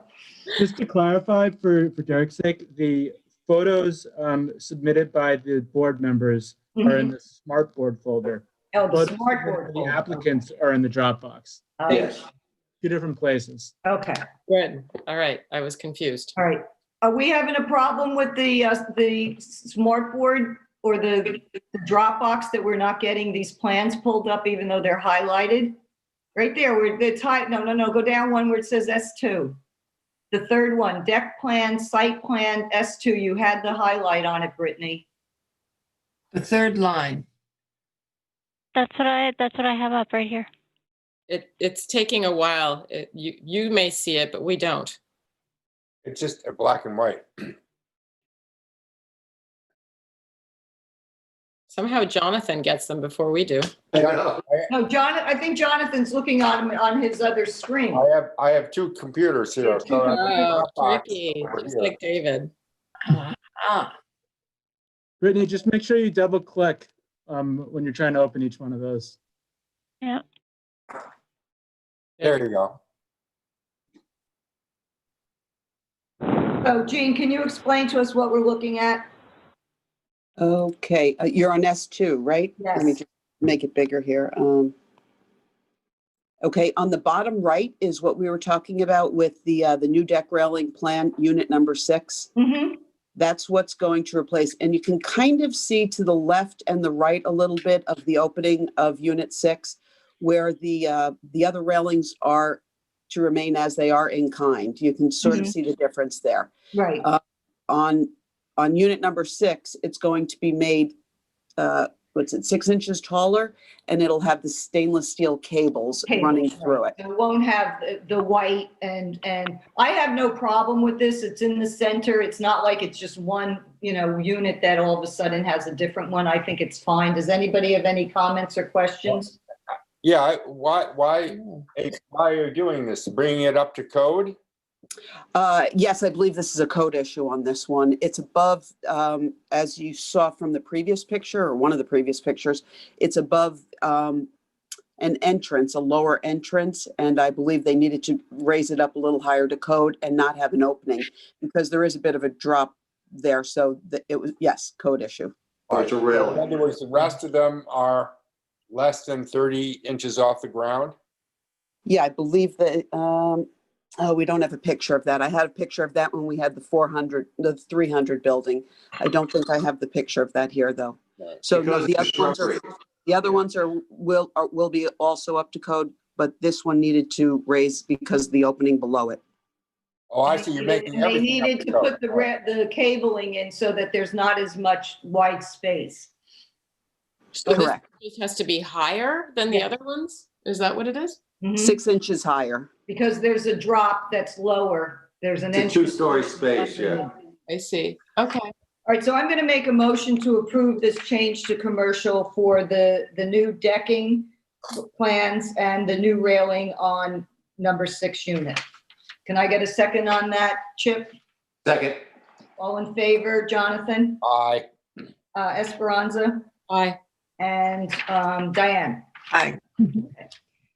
Move on to ARF Phase 2, tax map number 300-192-3-4124 Daniels Hole Road in East Hampton. Diane and Jonathan, you can jump in too with this. Okay, yeah. So Diane, if you'll read into the record what's on the application. And Yes. Michael, we're looking for, do you think Scott's calling in, Diane? Yes, I'm sure Scott is there. I would Scott is on imagine. Zoom right now, looking Hi, at everybody. I'm here. And our architect, Rick Bacon, is waiting to be let in. Okay, Chair, I'll let in Rick.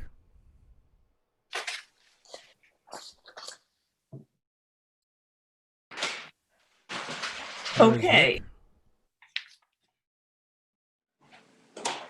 Okay, hello everyone. This is an extremely complete application and presentation for Phase 2 of the proposed renovation of ARF Animal Shelter, consisting of demolition of the existing 6,200 square foot kennel, construction of a new 7,049 square foot kennel building, elevated to the same level as the existing main lobby, which will improve ADA accessibility for both the adopters and the staff.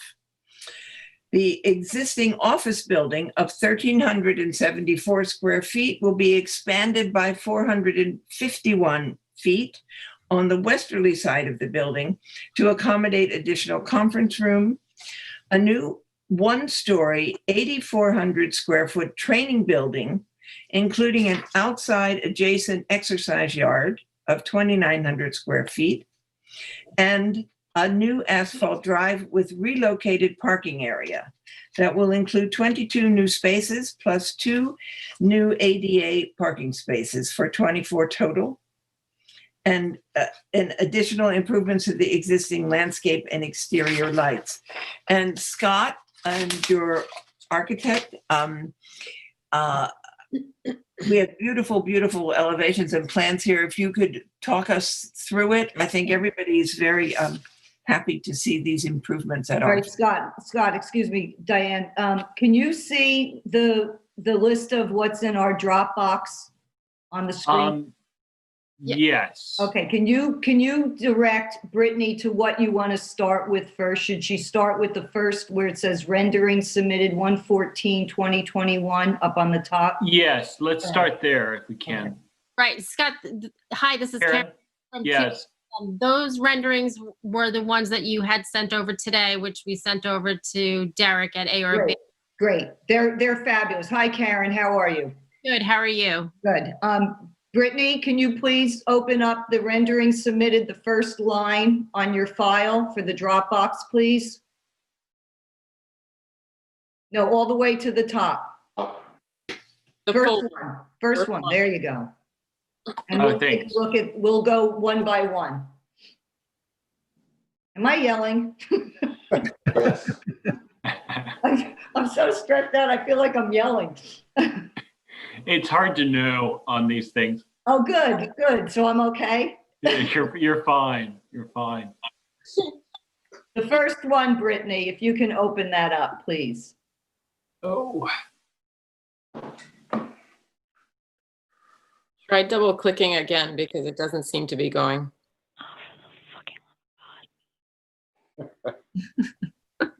Oh, boo. It's thinking. Anything? Nope.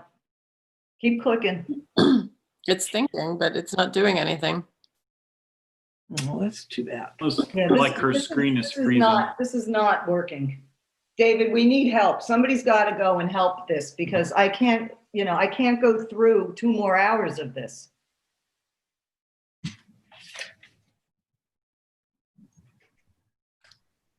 Oh. There we go. Okay. Beautiful. I think many of you have visited ARF, and thank you to the board members who have also come by this week and also to adopt.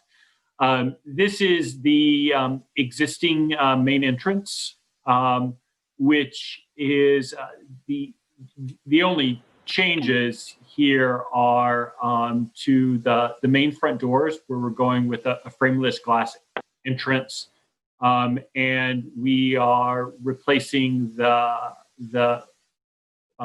wood railings in front with this aluminum system. What you don't see in your plans, but is part of the scope of this renovation, is to open up this building on the inside and make it, this is the public entrance, and to make it more welcoming and inviting. And the changes to the doors reflect what's happening inside, where we actually have a lobby that can accommodate a large group of people, and it's meant to be everyone's first impression. And that continues into the catteries that you see to the right. Those are all existing. There'll be no changes on the outside, but everything gets completely renovated on the inside. And it's really going to change the whole adoption experience. This building was originally goes to the original heart of ARP in 1985, and we do now just dozens more adoptions every month and hundreds more per year.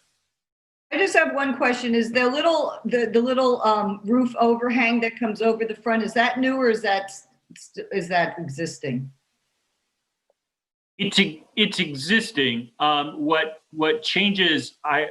But let me ask with Rick on the line. Rick, does that bump out any at all?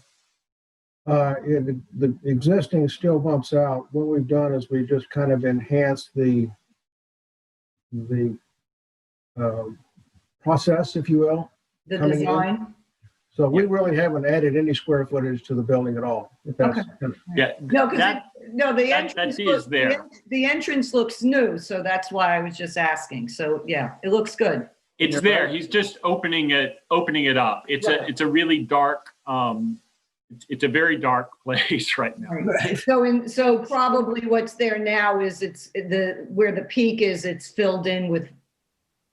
It's filled in. Our logo is up there now, but it's all hardy plank and heavy white metal doors with double doors with glass inside. But it's all surrounded by hardy. There's not a lot of natural light. but you still have the vestibule there. So you still have that escaping barrier, if you will. So the concept hasn't changed. We just improved it tremendously. Right. Yeah, it looks nice. Okay, let's go to the next one, Brittany, please.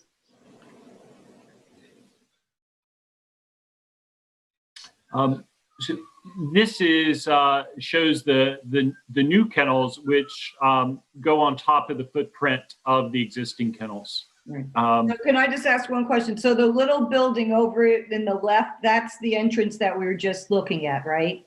So this becomes more south of that. Is that correct? No. No, this is exactly behind the entrance. Okay. So the little building the little peak entrance you see kind of to the right of center is a backdoor entrance to administration that already exists. Okay. All right. Great. Thank you. So right now, today, it really does match the dimensions are slightly changed in order to accommodate the mechanical systems and the pitch of the roof. But this follows, you would see the kennels as you drive around behind Arv today. And this current staff parking where you see cars already exists today. But what we've done is the plan is to demolish the existing kennels and raise the kennels up to grade so that, as Diane said in the intro, they're on level with the main lobby. And so for ADA compliance, this is a place where we hope adopters will come and actually meet their pets, which is not something we do today with our existing kennels. And the color is hard to see in the rendering, but our plan is to match the existing hardy colors on with the main building, which is the way the kennels are painted today. Right. And if I recall from, and just for the viewers listening, that these kennels are now going to be air conditioned. Is that correct?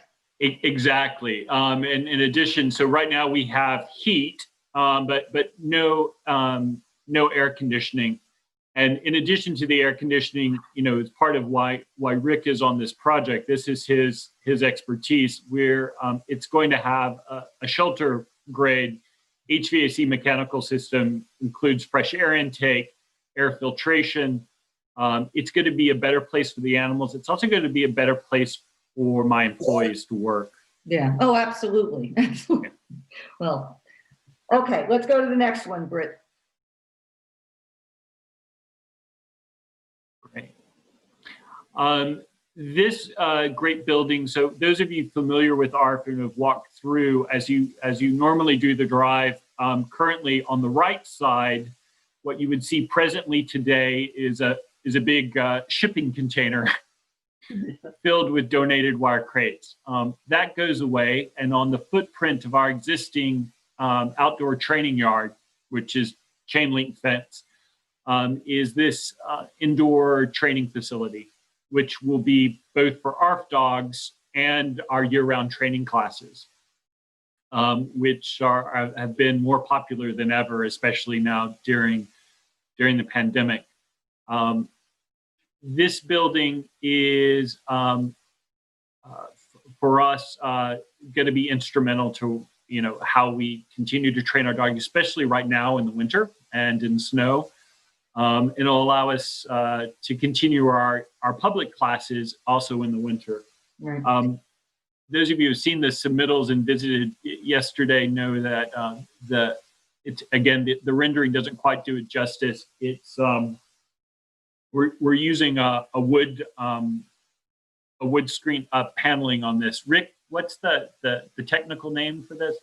It's called a rain screen system, and this system is intended to make sure that any water penetration doesn't get inside the building. It's kind of like there's an air gap that will drain any intrusion down and out.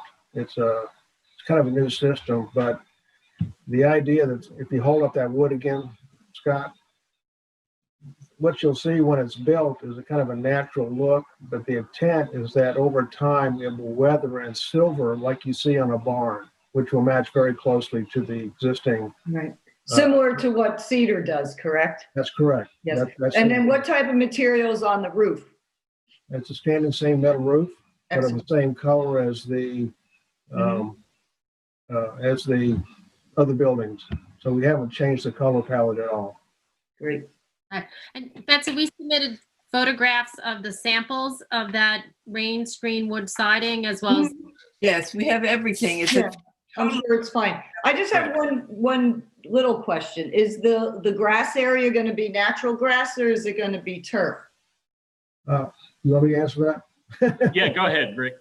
The material is called, the manufacturer is called K9 grass, K-9, and it's a synthetic material that's been fabricated specifically for outside exercise areas. It's used inside also, but in this case, it's for that. It can be disinfected, and it will always look green.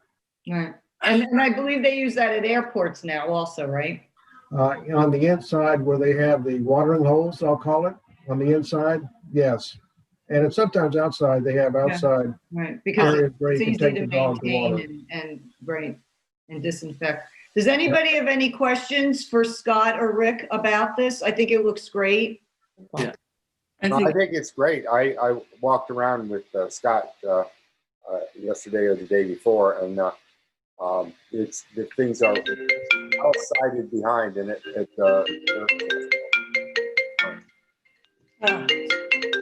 Sorry about that. I'm just curious. I wasn't really paying attention to this in looking at this with lighting, with regard to any lighting on any of these buildings. I'm sure you have on the main entrance and so forth. All sorts of specifications. It's minimal. There is a lighting plan submitted in the packet that we've gone through the planning board. The lighting is really limited to doors for safety. Right. We don't have any spotlights or any. There's some necessary parking lights that we've reviewed previously with planning for dark skies compliance, and there should be on the lighting sheets. Everything was recalculated for planning board approval and to be dark skies compliant. I see it. Yep. Yep. The ballards that we're using are low voltage and just meant for pathway lighting. But there's no accent lighting in the plan. It's just it's all for safety. Just for necessity. Yep. Great. Yeah. No, we're excited. The one thing I say about the rendering, it probably shows more clearing than we intend to do. I was hard to talk with the person doing the rendering to try to help him imagine.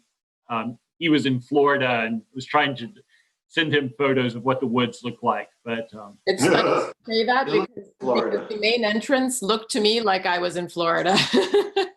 Wait a minute. There's no palm trees in the rendering. No, wait. So to the board, are there any files that you would like to pull up that you feel that you need to take a look at, some of the actual elevations? Or are we okay with the color renderings to make a motion? I'm okay. Feel that everything is totally complete and well represented, And we all had a chance to see the supporting documents that Derek sent us, correct? Okay. Yes. All right, Diane. yes, I feel they're very comfortable and happy to make a motion to accept this application as submitted. Can I get a second, Jonathan? Yes. All in favor, Diane Esperanza, I'm sorry. Aye. Chip? Yes. Aye, and Betsy, aye. Great. All right. Thank you, gentlemen. Good luck. Thanks so much. Keep up the good work. Thank you. Okay, we're going to move into fences, walls, and berms. John Collier, tax map number 300-73-5-1311 Saddle Lane in East Hampton. Chip. Applicant seeks approval of a lattice-style set of driveway gates. Maybe we could bring them up, mounted on stone piers. The gates are recently installed. The gates are 6 feet 3 inches tall. The stone piers are 6 feet 5 inches tall. I'm sorry, Betsy, which one? It's John Collier, the first one under. The next one, Brittany.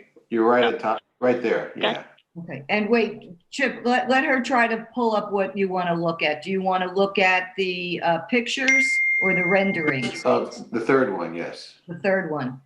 Okay, go ahead, Chip, finish what you Chair, were if I saying. may, there's a caller on the line that's been holding. It might be John Collier, yeah. Okay, Unmuting the caller now. all right, and Brittany, in the meantime, if you could pull those pictures up, please. Hello, caller with the phone ending 5891. You're live? Okay, perfect. That's all we need.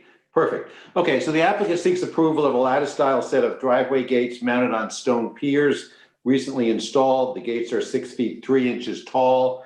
The posts are 6 feet 5 inches tall, so a little taller than normal. It's all attractively done. I have really no issue with the gates or the piers. I do have two other issues on the property that I've discussed with the owner. It appears the keypad that you're seeing on the left is in the right-of-way. It does not appear on the survey. It needs to be moved back. The second issue I have is you can see on the left and the right here, there is an 8-foot deer fence that was installed across the front of the property and on the side front yard back to the house. This deer fence needs to be cut down and the posts need to be cut down to 6 feet, which the owner was amenable. There is deer fencing in the rear of the property. Some of it's his, some of it's his neighbor's, and nothing exceeds 8 feet on the rear of the property. Well, John, is that? I got a couple questions, and I was making some notes, I'm sorry. The top of the stone pillars, what's the height of those? 6 feet 5 inches. And the gate is 6 feet 3 inches. We can't approve anything over 6 feet. I mean, I Well, can take that top off. Can we make Yeah, I an mean- exception on this, David? With the, what is it called, the contractor's allowance or something? How far over 6 feet is it? 5 It's inches. 3 inches on the gate and 5 inches on the stone pillars. Yeah, I think that fits within the contractor's exception. And my question to you is, Chip, on the fencing, is that all hidden behind all those pines? Like, Yes, the pines go right across the front. They're nicely clipped, but it's behind that, do yes. they need the fencing there? Is it enclosing the entire property at 6 feet? Is that 8 feet, you said, no? In the back. I didn't get there yet. No, 8 feet in the front, I wrote No, he down. said, no, it has to be cut to 6, but I'm saying, you know, do we want to approve a 6-foot deer fencing when he's got, you know?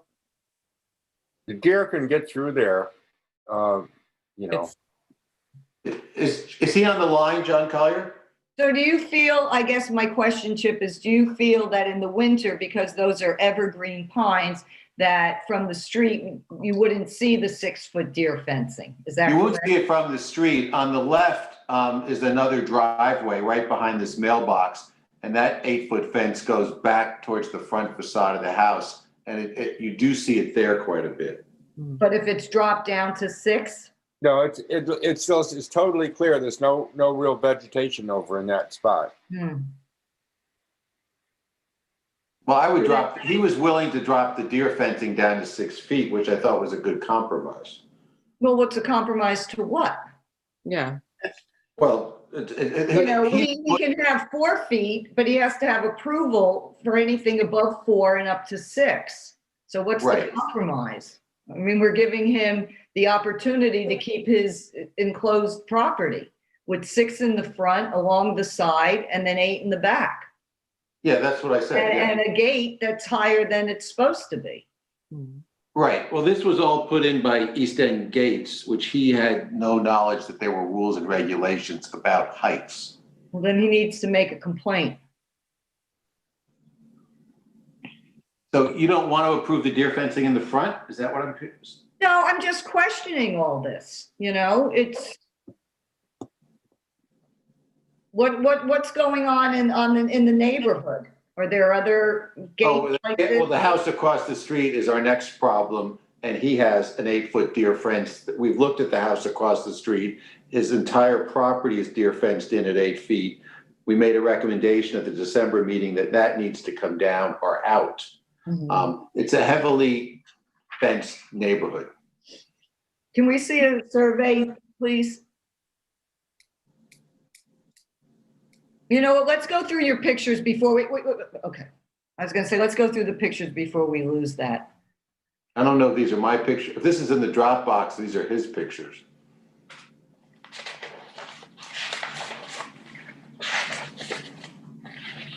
These are his pictures. He has a couple more, one more that's not going to make much difference. All right, let's look at the survey, please. Thank you. You were going to say something, David? No, I was just going to ask you which document you wanted to see. The survey, so we can see all the fencing. If we could blow that up a little bit. So it's entirely enclosed.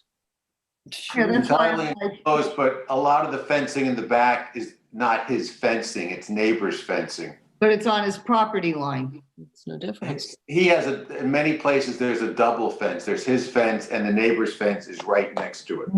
Now on the north side there where it says lot 19, that's not his fencing, right? That's his neighbor's fencing, or does he have fencing that's his on inside that? That's his neighbor's fencing, which is higher. He has fencing that's lower inside it. Sounds like a lot of fencing. They're right on top of each other, yeah. And it's all wire fencing, both the property owner and the neighbor. Yes. And then he's got fencing around his pool. I'm very hesitant to say that this is okay. I agree. Me too. Well, then we could have him take down all the deer fencing in front of the front facade of the house. Or reduce it to 4 feet if that's what he really wants. Is he on the line? Yes, Chair. His phone is open and available. He is not speaking. John, are you there? His phone line is active. I don't know if he's on mute on his cell or whatever. So it seems to me that there's an awful lot of deer fencing going on, not only on his property, but the surrounding properties. Well, and here's what makes it worse. It's not his problem, it's his neighbor's. Where it says lot 29, those people, the neighbor, put up, imagine a sheet of boxwood plastic flowers. They have put up sheets of boxwood plastic flowers across the whole back there, which has made it sort of a, you cannot see through it. It looks like greenery in Vietnam when you stand back, but it's actually, it's all fake, but they have walled him off with this plastic sheeting of boxwood flowers. Well, do you think it's because they didn't want to look at his deer fencing No, they have deer fencing of their own. in front of it? behind it. It's hung on their deer fencing. God, you can't make this stuff up. All right, what are we gonna do here? I don't want to sit here and I don't know. Is John there or maybe he just can't get through? And I guess we have to table it. The lower one, that next to lot 21, that is just one fence, isn't it, Chip? Got two also. That's one fence. Well, yeah, that's his fence. Yeah. And when the gates were put in, East Hampton Gates extended this deer fence from the front facade of the house to the street, across the front where the saddle lane is, and then back along the other side to the line. All at 8 feet. All at 8 feet. Knowing what they know, they installed 8-foot deer fencing You across. said the line. East End fence or East Okay, Hampton? East Hampton Gate, I'm sorry. East Hampton Gate and fence, okay. All right, well, you know what? I think we need to table this. I think John needs to come back to us with something that's going to eliminate him having this entire property fenced in with 6 and 8 foot fencing. Yeah. Okay. Okay, so we'll table it. Okay, we're gonna jump down to Robert Nicoletti, tax map number 300-55-6-14. What about Anthony Amarato? He was postponed. He didn't realize he had something else going on this week when he made the arrangements to be on the agenda. So he's going to go on the agenda for the 28th. And then we did Michael Damian with Tara. Tara. Martini withdrew. Right. And now we're on Robert Nicoletti, tax map number 300-55-6-1412 Ranger Path in East Hampton, and that's Chip. Okay, applicant seeks approval for deer fencing surrounding a pool in the backyard of the house. The deer fencing is very tight to the pool, leaving lots of open space on the rest of the back acreage. It is in 2 layers and parts. Part of it is his fencing and part of it is his neighbor's fencing. His fencing is all under 8 feet and meets our guidelines. I was at the house today and spoke with Mr. Nicoletti. The bigger issue is that there is a 3-foot 6-inch high split board fence across the front of the property in the right-of-way, which should be on one of my pictures. It's very similar to the fence we had at 9 Roberts Lane. And I informed him that it was in the right-of-way. It wasn't his property. He wasn't fully aware of that, and he indicated that he would remove the fence or move it back onto his property. It needs to be moved back about 10 feet. So I have no problem with the deer fencing in the back, and he's going to address the issue with the split board fence in the front. Let me just ask this because I want to just be clear. What's going on in the back that you said he's got 8-foot fence? Anything above 6, they have to have approval for anything above 6 in the back. Is that correct? That's what's coming in front of us for, Betsy, approval for 8-foot fencing. Okay, can we see some pictures? I think these might be my pictures. Oh. This is in the back? This is in the back. That's the front. This is the fence in the right-of-way. Mm-hmm. The property line is sort of back where those white pine tree trunks are. Right. This is the one that you mentioned to me that he was going to move this back or take it down. Is Yes. this the one? Okay. Yes.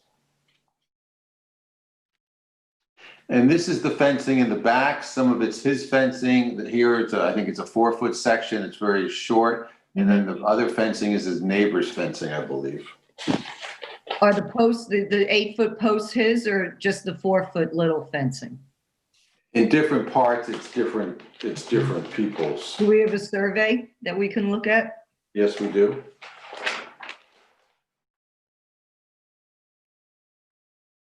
Oh, this is all his. I'm sorry. This is all his fencing.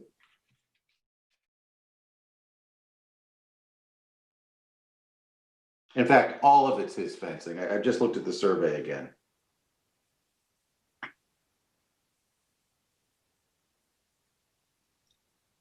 The survey's not going to be in this one.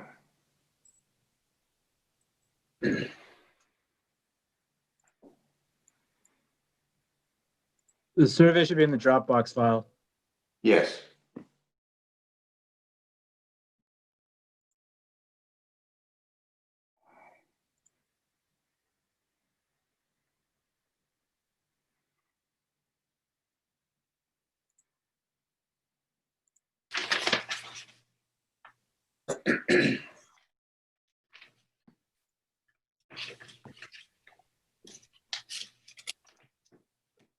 If there's any of that fencing on the neighbor's property that we were looking at? No, before? he only fenced the area right around his pool. There's an enormous amount of space in the back of his property to the property line that's unfenced.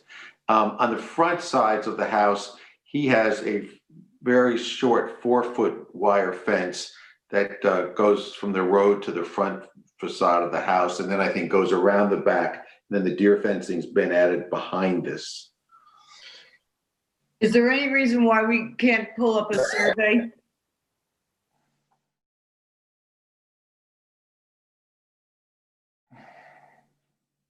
Here we go. Nicoletti's survey right there, the third thing. There we go.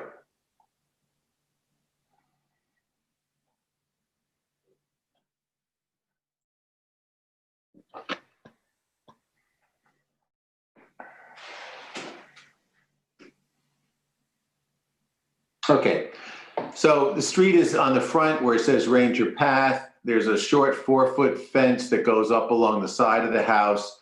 And then that 4-foot fence goes around the back in a semicircle. It's all his fencing. I was thinking of another property. Okay. And so there's 4-foot fencing and now there's 8-foot deer fencing. Where the red line is, not along the side of not along the property line, on the inside. On the inside, that semicircle in the back, yes. Okay. So let me ask you this, Chip. Was Jonathan with you on this? Yes. Okay, so based on what you observed up there, if he was to move his 4-foot fencing onto his property, are you okay with everything else? I mean, The 4-foot fencing, you mean in the front right-hand corner, or what do you mean? Well, you said that he has fencing that's not on his property. It's on his property. I was thinking of another. I looked at the survey. I was mistaken. The only spot where the fencing is not maybe on his property is right in the front right-hand corner, right on where it's Ranger Path. It goes, see how it veers off a little bit? What about the one on the left, though? Yeah, that's what I'm saying. That area is in the right of way. Well, no, I'm talking, let's just talk about the fence for the pool in the back. The wire fence starts in the front of the property, goes all the way back, and then in the back of the property, he's added deer fencing. And I think the 4-foot wire fence appears also in the back of the property. The fence in the front, the white wood fence, the wire wood fence, that's the one that he's going to move or remove along Ranger Path. Right. And what you're saying is everything from the front plane of the house, though, is at 4 feet, correct? Yes, yes. Okay. So my question to you is, he needs to move the 4-foot fencing that's in the right of way onto his property. Once he does that, are you okay with everything else that he's got going on there? Yes. Okay. So do you want to make a motion to approve the application as submitted with the exception that he needs to move anything that's off his property in the front on and into his property, right? Yes. Okay. Yes. And Jonathan was not with me on this one. This was another one. So Does anybody have any questions about this? I just want to be clear. So the 8-foot fencing is only along that semicircle in the back? Yes. Okay. So I make a motion that we approve the deer fencing in the back plane of the house that's up to 8 feet, and that's fencing and posts no higher than 8 feet. And that we make a motion to do that today. And the owner has agreed to remove the wood fencing along Ranger Path in front of his house, either by moving it back onto his property or removing it altogether. Okay, can I get a second on that? Esperanza? Yes. Second. All in favor, Diane? Aye. And Jonathan? Aye. And Betsy? Aye. Okay. All right, great. Thank you, Chip. Yep. I'll make a note. Okay, Arlene Manis Family Trust, tax map number 300-150-2-938 Fresh Pond Road in Amagansett. Diane. Yes. Do we think there's anybody on the line, Diane? There could be. Gary I have a Mann, few- still I have a few- recognized. I have a caller or two if you want me to open them up. Please. Okay, unmuting the first caller right now. Caller with the last 4 digits, 1248. Are you there? Hello. Hello, caller. I can move on to the next caller, Chair. The last 4 digits are 5803. That's me. Gary? Mannix. Hi there. No, that's the next one. Mannix Custom Builders on Moraine Avenue. No, that's Marine Boulevard. Oh no, that's not now. That's the next one. Can you hold on, Gary? Pond Road. Okay. Do you have anybody else, Michael? Yes, one moment. Unmuting the next caller right now. Hello, caller. Last 4 digits, 1248. Hearing nothing, I have one more caller on hold, Chair. Actually, this previous caller said that they're calling about the door Ashton, so I don't have anybody else. Okay. All right. So let's do Orlean Manus Family Trust. All right, Diane, what you got? Yes, this is an application to approve a gate that is too tall. You can see it there. The posts are at 7'4". However, I met the owner at the property. And he has agreed to cut off the pickets that rise up above this main and cut off the post to just above the hinge that you can see there. And then we bring this gate right down to 6 feet. It's been installed quite some time. It's in keeping with the neighborhood. And I think that his cooperation in reducing the height brings it into compliance, and I would, and everything else about the property was fine. I have an email from the highway department proving, if you see the survey, there is a little bit of a fence outside the property line that's enclosed in a hedge, but I have a email from the highway department that it is okay with this fence in the hedge. Okay. So. Sounds like a children's book, Fence in a Hedge. Fence in a Hedge, that's right. So unless anybody has any other questions. No, I think that because it's somewhat open. I mean, my initial thought would be if he's doing the renovation on it, if he'd take off every other one of those spigots or whatever it is and open it up a little bit more, because it's still a 6-foot gate. What do you think? I don't know. I mean, it seemed. You can see right. It's not harsh and disturbing when you see it. It's sort of, it's somewhat set back. Yeah. And it does slope down, so. Okay. Yeah, it's sloped down. It's graceful and it's sort of well made. I would be inclined to approve this application. Okay. Does anybody have any questions or issues? So just, I want to clarify, so then he would just be cutting off just the little ends that are hanging up above the slope. Right. And the solid structure would be the maximum height. And that brings it down to a maximum of 6 feet? It's maybe 6'1". Right above where the hinge is. He takes that post down and then that top part of the gate frame and then removes the spin. So it's all 6 foot. And this gate and in the neighboring area, are there a lot of gates? There are other gates. Yeah, it's not glaring at all. It's not conspicuous. How far back from the road is it? 26 feet. I have that. I think it's 26 feet. Yes, 26 feet. How long has it been there? I don't know exactly, but it's been there, I bet you, 10 years or something, Let's just take a look at the survey real quick. Okay. Is there fencing in the backyard? Deer fencing? That he needs approval for? No. I think everything else is, well, there's fencing that goes on both sides and along the back. And how tall is it? Stockade. Stockade, 6 6 feet. feet. Feet. Well, he can have 6 feet in the back, but, Yes. or, so from the plane of the house, the sides, that he's got 6-foot stockade fencing? I think that's toward the back. And the front, it says here wire fence. Wire fence that's buried in a hedge. And this is the thing that I have already told you that the highway department has. No, I'm talking about on the side of the property, the two sides. He's got wire fencing, or it says stockade fencing on the north side.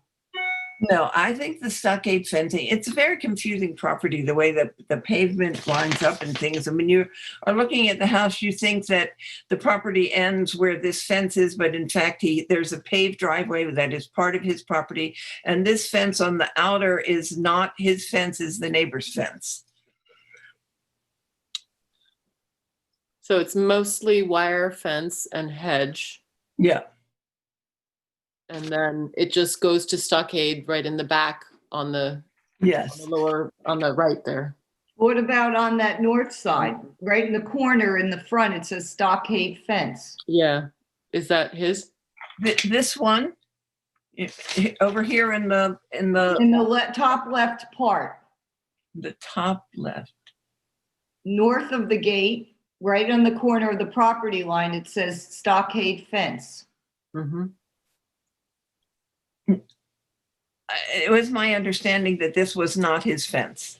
But it's on his property line. But it goes off towards the back, so maybe it's. And it was absolutely not his fence, so. Okay. Let me ask you a question on this, Diane. When you're facing the road or you're driving down the road, do you see that stockade fence on the other side of that paved drive? No. No. Okay. All right, it's up to you, Diane. Well, you were on the property, if. But wait, how can we, I don't think we have done this. This has always been this bone of contention. How can we approve fencing that's not on his property? I don't, regardless We're of. not. The application was for a gate. Understood, but we're still, we have to take into consideration all of the other fencing, and there's fencing off of the property. And we're being told that the highway department has no problem with it. Where is the fencing off of the property? You're talking about this right here? The wire fence and hedge that's outside the. He has a letter from the the roadway department that they're okay with that fencing there. I have an email from FRIEGE@easthamptonnewyork.gov. Subject 38 Fresh Pond Road to Dutch. The highway department is okay with the fence in the hedge at 38 Fresh Pond Road, as is with no additions or upgrades. Thank you, Kevin Cobb. So, the owner seemed very, very sure that that everything else had been okayed, and I thought his cooperation to cut down his gate, which he seemed disappointed by, but how high is that fencing that the roadway doesn't have a problem with? Is that 6 feet or 4? I couldn't tell you. I recall this coming up several times. It's not visible. You only see it on the survey. You don't see it when you're actually there. Right. But also too, Diane, and look, I understand how you feel about the gate. I have no problem with the gate, but this could be a little tricky because not only when it goes off on the south corner, it goes off his property line, the fencing. So it's not only in the easement, but it's not on his property. Yeah. Well, I would imagine. You don't know how tall all of this is at this point. It's totally enclosed in the hedge. Even along that side. Yeah, it's a wire fence and hedge.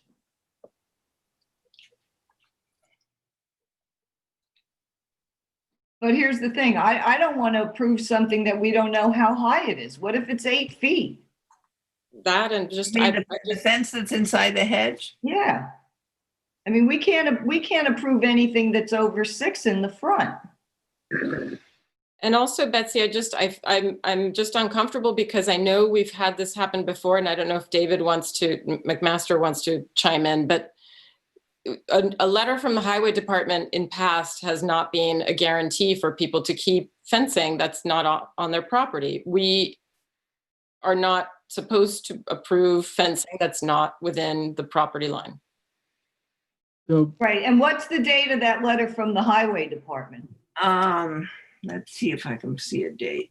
December 10th, 2020.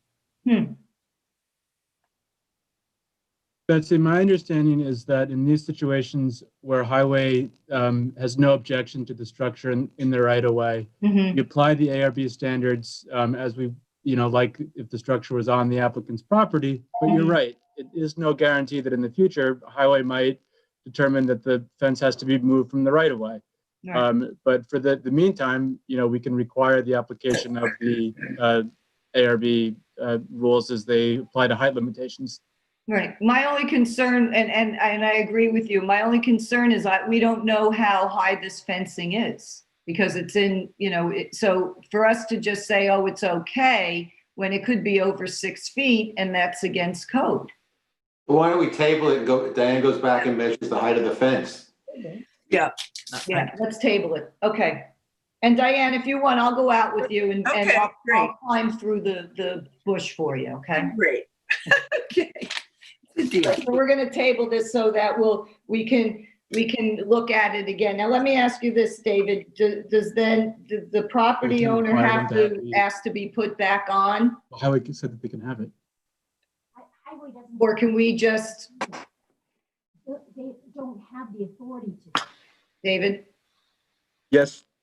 Does the property owner have to be asked for us to be put back on next agenda? They table.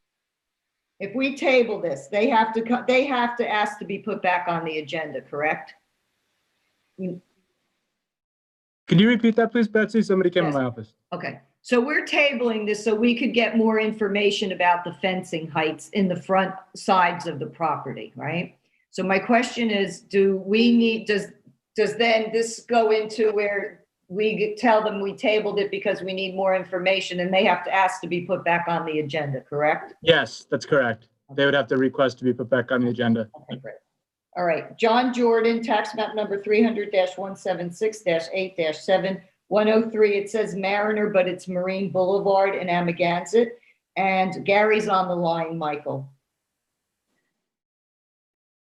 Okay, one moment, please. Gary Mannix. Gary Mannix was the last one we just discussed. Brian Mannix. Mannix, right. Brian.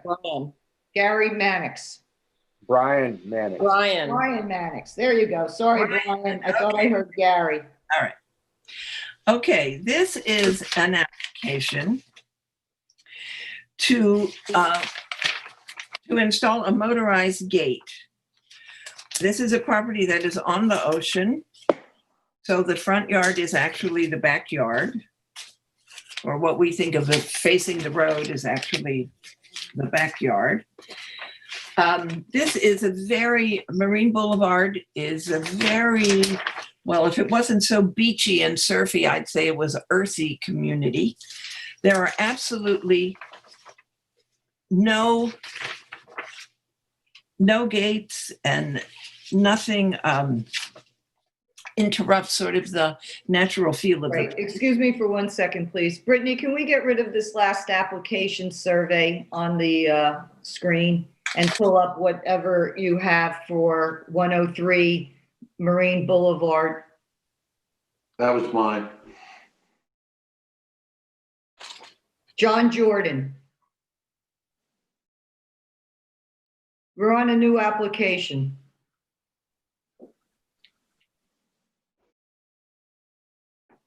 I know, Judy. It's okay, honey. I got my kids under the table telling me they're hungry. Yeah. Four-legged kid. Okay, this is not it. That's mine. That was the last application I had. This is 103 Marine Boulevard. I've sent pictures. In the John W. Jordan, it has a different information in this file than it's supposed to be, I think. Yeah, this is the wrong file, Brittany. You got to get out of it. This is Ranger Path still.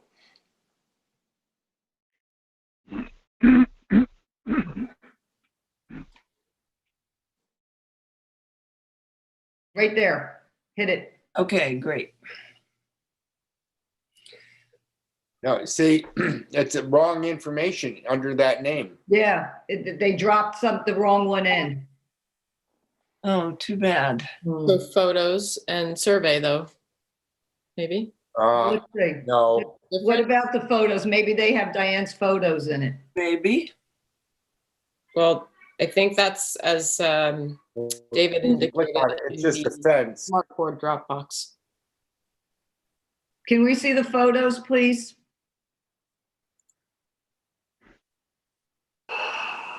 Yeah, it's incorrect. It's the incorrect information. I see it.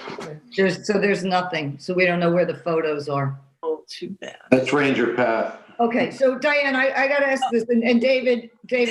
Proposed gate. Heads up. This is a gate, correct, that they're asking us to approve, a 6-foot gate, right? That's all they're asking for in this application. That's all they're asking for in this The backyard faces the water. So that means that the front yard is their backyard. Right. If that's the case, they don't need ARB approval for anything above 6 feet. Well, I would like to say that I think that this gate, which is very wall-like, according to the renderings, is totally inappropriate for this neighborhood. I think it would be jarring, and I think it doesn't. I mean, there are no gates anywhere like that. And this is a serious. I think it's made of steel. Can Brittany try and look in the Smartboard Dropbox and see if Diane's photos are there? Or even if you could see this sliding driveway gate that they're proposing. So Brian, while we're trying to figure out what went wrong, and I apologize, Derek, who usually runs the board, wasn't able to make it today, so we're a little bit behind the 8 ball. So Diane just mentioned that she felt that based on the design of this 6-foot gate, it's inappropriate for the neighborhood and that it's a wall-like structure that totally encloses, any visual. So can you speak to that? Is there any leeway that we can open this up a little bit and make it more neighborly? Okay, well, the gate is clear cedar, which is going to be stained gray. So it's like a beach gray. It's going to match the house. And the columns for the gate are cedar shingle. Again, that matches the house. So, and the only steel on the gate is wire cable at the top. I wish you could see the elevation of the gate, but there's no. It's an aluminum gate, because it's a sliding gate. But the gate is basically a clear cedar gate, stained Right, gray. but Diane's saying that it's 100% opaque, that it's a solid, what we consider to be a moving wall. Yeah. So is there any way that you can come back to us with a more neighborly design that is more open? And on either side of this possibly, gate. I mean, yeah, I mean, the idea of this gate is to try to deter deer out of the yard. That's the main thing you want of the gate, and be basically closing it at night. You open most of the day, but that really doesn't matter. But I could go back to the owner and speak to the architect to redesign it, to try to soften it up. That would be great. And have it a little bit more open. Well, what it is 1 by 6 boards, 4 feet high, which I know that the bottom 4 feet of the gate, you don't mind that solid, and the top 2 feet is 1 by 2 with larger spaces, and in between that is cable. That's right. But here's the thing: when you say we don't mind that, what if you wanted to do a 4-foot gate? You could have your solid 6-inch boards, but once you make it taller than 4 feet, it has to have ARB approval. So Diane's saying, no, I understand that. Whoa. Since we have the survey, Are there renderings in this file that we could, because obviously she found the file. There's a big renderings of the 6 foot 8 inch pillars and this very solid looking gate. And all over this, it says stainless steel wire rails, aluminum gate frame. I mean, it is a hard, I mean, it might be. I got it. Brittany, can you scroll down and try to find the renderings in this file of what the gate looks like, please? Jordan, 103 Marine Boulevard. Jordan. Let's see this. And on Brittany, either side of this Brittany, gate. can you scroll through this file, please?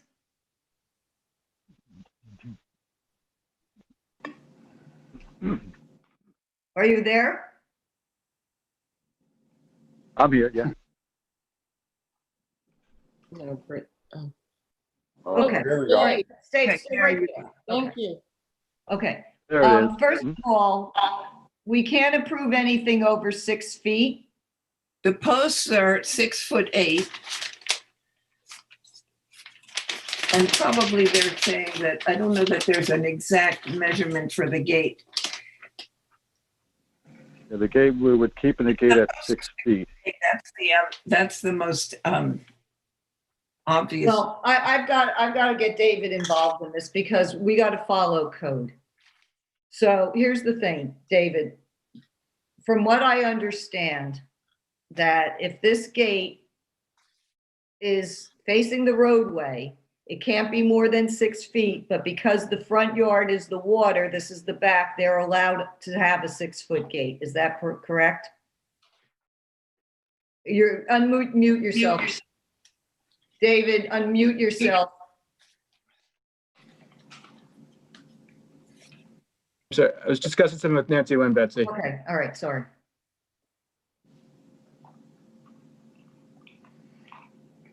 So while we're waiting, Brian, if what I'm saying is Yes. true, you'd have to bring down those pillars to no higher than 6 feet.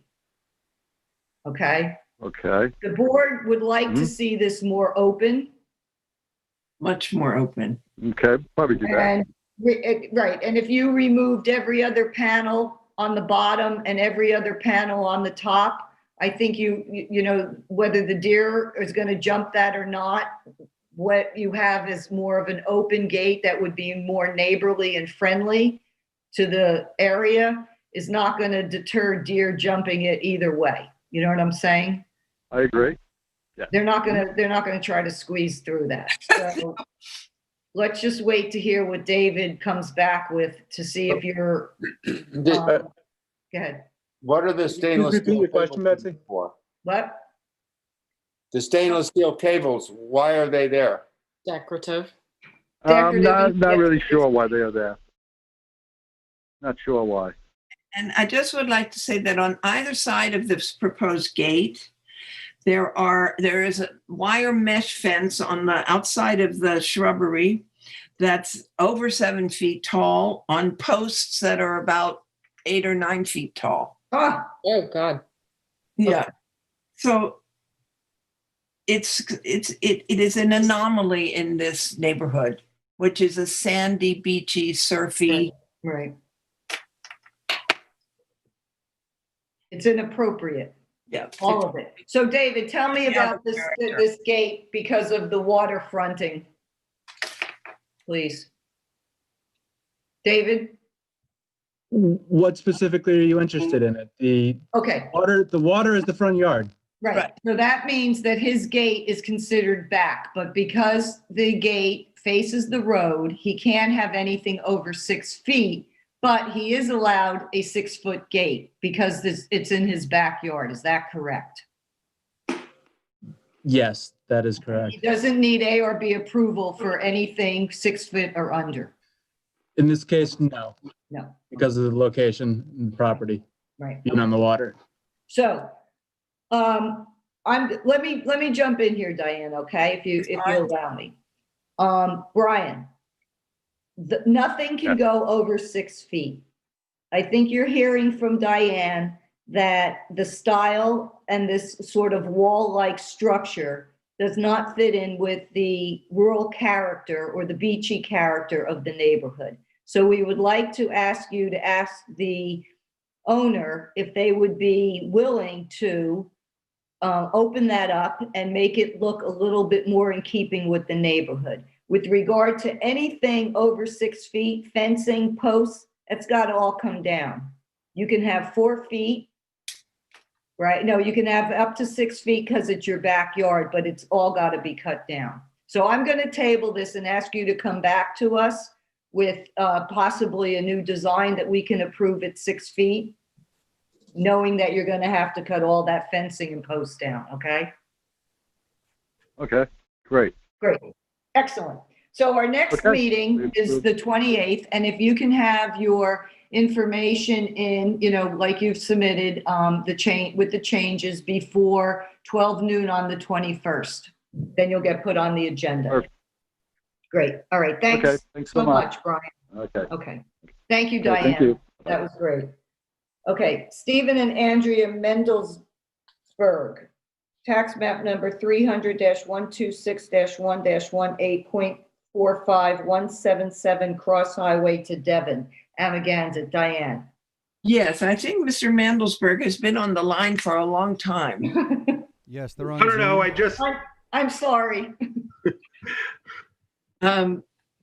Yes, this is an application.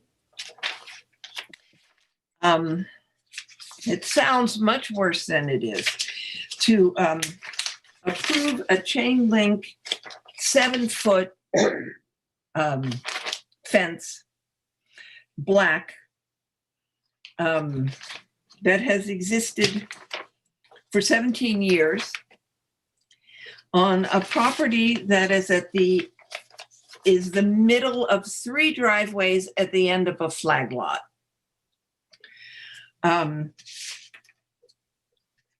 Somehow, okay, now you can see it. From Cross Highway to Devon, you now in the barren trees of winter, you cannot see this property. And I think that it's commendable that only 38% of the property is enclosed in fencing. It's very inconspicuous, but under normal circumstances, it would like fly in your face. But the way it is mounted and the way the property feels, the hilliness, it sort of disappears. So I already talked to David about this. I'll just read these few sentences. Given the unique placement of the fence so deeply into the subject lot and away from the street, it is respectfully submitted that the 4-foot limitation for a front yard fence would not apply here. And I think I mentioned already, it's been there for 17 years. How tall are the posts on the fence? I'm sorry, on the gate? Posts are 7 feet. Does this face the road? Well, it's a flag lot off of Cross Highway to Devon. And off of the flag lot, there are 3 driveways. This is the middle driveway at the top of the hill. So it's a flag lot. So it does it face the road though? No. And if we could look at my pictures, I have a picture taken from the road in the winter. Okay, there you can see it more clearly. It does not face the road. Okay. Keep going. And hi, this is. I don't know I don't know if you can hear me. We can. This is Stephen Mandelsberg. One other thing that may be interesting to you is that the fence is not only obscured from the road, but most of the year, because our property is heavily planted, it's totally obscured from even neighbors and frankly us. So. Okay, the so idea is- I understand that, Stephen. What we're trying to do is just figure out, how this falls within the code, because you did get a violation. Is that correct? Actually, we were, the only reason we weren't given a C of O was because of the height at some points of the fence being more than 6 feet. Some parts of the fence are actually around 6.5 feet. It's never higher than 7 feet anywhere. And that was the only reason we were told that we didn't get a C of O. This is Joan McGivern for Mr. Mandelsberg. It might be helpful to look at the survey because it'll show you how far back the gate is set. I don't know if you can pull the survey up, otherwise I can share my screen and show it. No, we'll pull the survey up. Brittany, if you can find the survey. So David? But is there another picture, Brittany? There we go. Okay. I guess not. But anyway, I took a picture from the road, which was very clarifying, I thought. Where's the gate on the survey? There's another survey that I personally dropped off, and I can share it. If I share my screen, I can show it to you. But isn't that right there in where that middle road goes over? Isn't that where the gate is? Like I said, if I share my screen, I could show it to you. Sure, go ahead, Joan. So David, in the meantime, because this is a flag lot, right? And until I see where it's actually located, he can have 6 feet, right? Yes, because the front of the yard is such that it's, where it's not the normal front of the yard as you would just see from looking at the property. It's Right, so he could technically have up to 8 foot with the ARB approval, correct? yes, so the rules right. for side and rear yards would All right, apply. so we could basically approve this at 7 feet with no problem. That's correct. Okay. I've shared the screen now. Yeah, so you see Cross Highway, you see the. Right, so put your cursor where the gate is, Joan. Okay, okay. And then, and so since your fencing doesn't face the front road, I don't know why you got a violation for something over 6 feet, because it's basically the back, right? So that's the same thing with the fencing, David, as it would be for the gate, that we could approve up to 8 feet, correct? It's like 250 feet off the road. Yeah. Yes, we didn't know why we got a violation either. Because it's over 6 feet. Yes. But we can approve up to 8, correct, David? Yes, and I would just speculate that whoever wrote the violation probably, maybe didn't have access to the survey. I realized that it was a flag lot, so they were clearly applying the rule. And Stephen, how tall is your fencing at any point? The tallest it is 7 feet, and there are times when it's around 6.5. Okay, so nothing over 8, correct? No. No posts? The posts aren't over 8? No. Okay. All right, Diane, it's up to you to make the motion. Oh, good. Well, okay, I feel that it's. Oh, wait, one thing. Those lights on the gate, they're not dark sky compliant. You need to have something that faces down. The light faces down, not out. So you're gonna have. They do face down. They do face down. But the light emits from the side. It would have to be something that's covered and faces down, like a little, you know what I'm saying? You can't have a lantern. It is. It's a very arts and crafts. Yeah, but it's like a Frank Lloyd Wright type fixture. I understand, but that's not dark sky compliant. You can't have something like that on the gate. They have to be dark sky compliant. And basically what we approve on a gate like that, on the posts or the pillars, is like a little covered light where the light faces down, but it doesn't go out. It doesn't go out. It's let's go back to that picture. I think you need to see a picture of it. You can see a picture of it at night. You'd see that they're just two small fixtures with a light going down. They're exactly what you described. Photograph of the light fixture?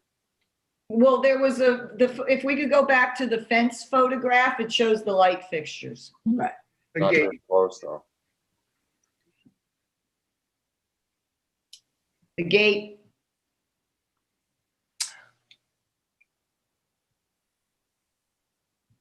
It was the last one we were at, Brittany. I'm sorry, Bethany, I missed what you said. I'm sorry? I missed what you said. Okay, so we looked at a photograph of the gate. Can we go back to that photograph? Was that the one that Diane sent? Is that one, Diane, from you, or is that one? Yes, that was from me. Hold on one moment. It's the wooden gate. Thank you. Hold on. Sure.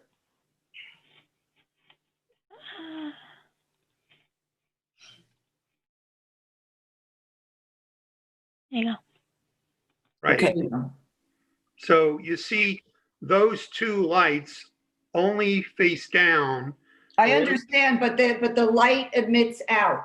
They can't. That, I think that's the light from the fixture is shining on. Can you blow that up? Did you submit photographs that we could actually see that light? Because I know what an arts and crafts lantern looks like. In other words, it's glazed so that it emits light from the sides. Yeah. Well, it's also, 250 feet. You can't see this from the street, or you can't see it even from driving up the driveway from the other properties. So I understand that, but if the town has a code that any lighting on a gate has to be dark sky compliant, these are not dark sky compliant light fixtures. Okay. They're lanterns. Okay. So we can approve your gates and your fences, but you're going to have to either remove the lights or you're going to have to submit a new light fixture that you're going to swap it out for. Brittany, can you blow that picture up? Is that possible? Oh. Maybe if he submitted a picture of the light fixture, that would It'd be easier, yeah. Very difficult. Yeah, I think. Oh, I saw it. There Yeah, it is. They're lanterns. They're not dark sky compliant.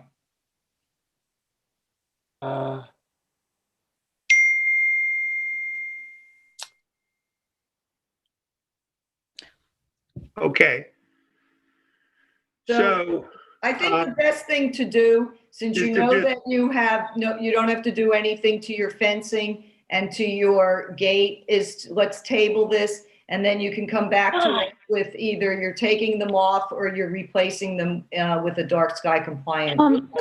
Could I make a suggestion that you approve the gate and the fencing tonight so that Mr. Mandelsberg can get his certificate of occupancy? If he removes the light fixtures. Sure, we can remove them or substitute the type that you were asking us to We'd use. have to see that before we could approve what you're submitting. Okay. So we could approve this by you removing them. Okay. And then if you're going to put them back up, then you'd have to, submit it to the board if they're not dark, that they have to be dark sky compliant. And what you could do is you could just submit it with the paperwork that they are, and that would be okay. Thank you. We will do that if you Because what will happen is once you get your resolution for this gate and the fences, we're going to say that these light fixtures are going to be removed. Then the board member will come back out when you apply for your C of O. And if the light fixtures are there or something else that's not dark sky compliant, we can't approve for the C of O. Okay. That's just how it works. Okay, but you can approve the fence and gate, provided we remove these. And then we'll simply submit the new dark sky compliant. Right. You'll submit a tear sheet from the manufacturer that shows the style of the light and all of the specifications that will then say that they're dark sky compliant. Thank you. That's fine. Thank you. So Diane, from what I understand, that this fence, that the gate is about 7 feet and then the fencing is not more than 7 feet, correct? Right, so let's read that into the approval and the resolution. Okay, I would like to make a motion that we approve this gate and black mesh fence, black metal fence as submitted with the provision that the non-dark sky compliant lighting fixtures will be removed or replaced with the appropriate fixture. Right. So the only thing I want to say, you were saying that the fencing and the posts don't exceed 7 feet. But if I look at that fence posting, they're above the posts on the fence, and the fence you're saying is 7. So they are up to 8 feet. Is that correct? No. The black pole is 7 feet. And the pillars are just below that. I guess that I would say the pillars are maybe 6'8". Oh, okay. All right. I misunderstood. You could see it adjoining the post, so you could see that it's actually lower than the post. Right, but I thought that the posts were 7 feet. That's why I was saying that the fencing black was- metal posts are 7 feet. Okay, so nothing exceeds 7 feet. Let's just put that in the resolution, that the gate and the fencing and the posts don't exceed 7. Do not exceed 7 feet. Okay, all right, great. All right, thank you. Thank you very much. Good luck. Thank you. No.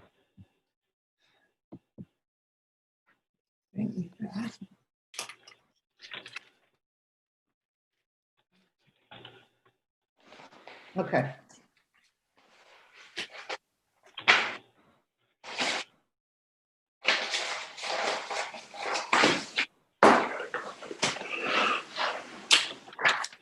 Andrew Warren and Bridget Klein, tax map number 300-197-7-1.231 Fernwood Road in Wainscott, and that's Esperanza. Yes, so this is an application for fencing on a corner lot that fronts Wainscott Stone Road and Fernwood. The Fernwood facade being the main entrance. The applicant proposes a wood fence at 6 feet height maximum, natural finish, totaling approximately 160 feet in length. It is indicated on the application that this fencing would be in the rear yard. My appreciation of it, having visited the site, is that this would actually be its side yard and street facing. So what they're proposing is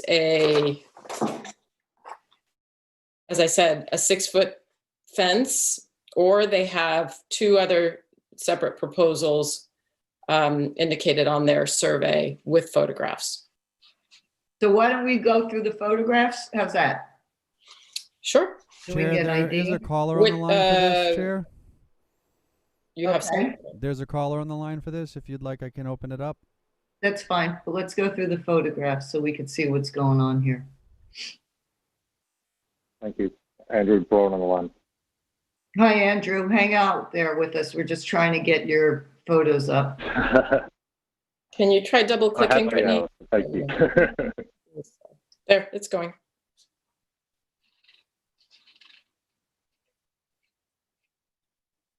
Is this existing fencing, Esperanza? There is existing fencing that's 4 feet. It's a like a pool fence, basically. But the proposed 6-foot fence, I believe, would be brought in. Okay, stop right there, Brittany, please. So that's the fencing that's currently there now. Is that on Fernwood or on Wainscott Stone? That's Wainscott Stone Road. So that is the southeast corner of the property. Okay, let's go through the photographs, Brittany. Thank you.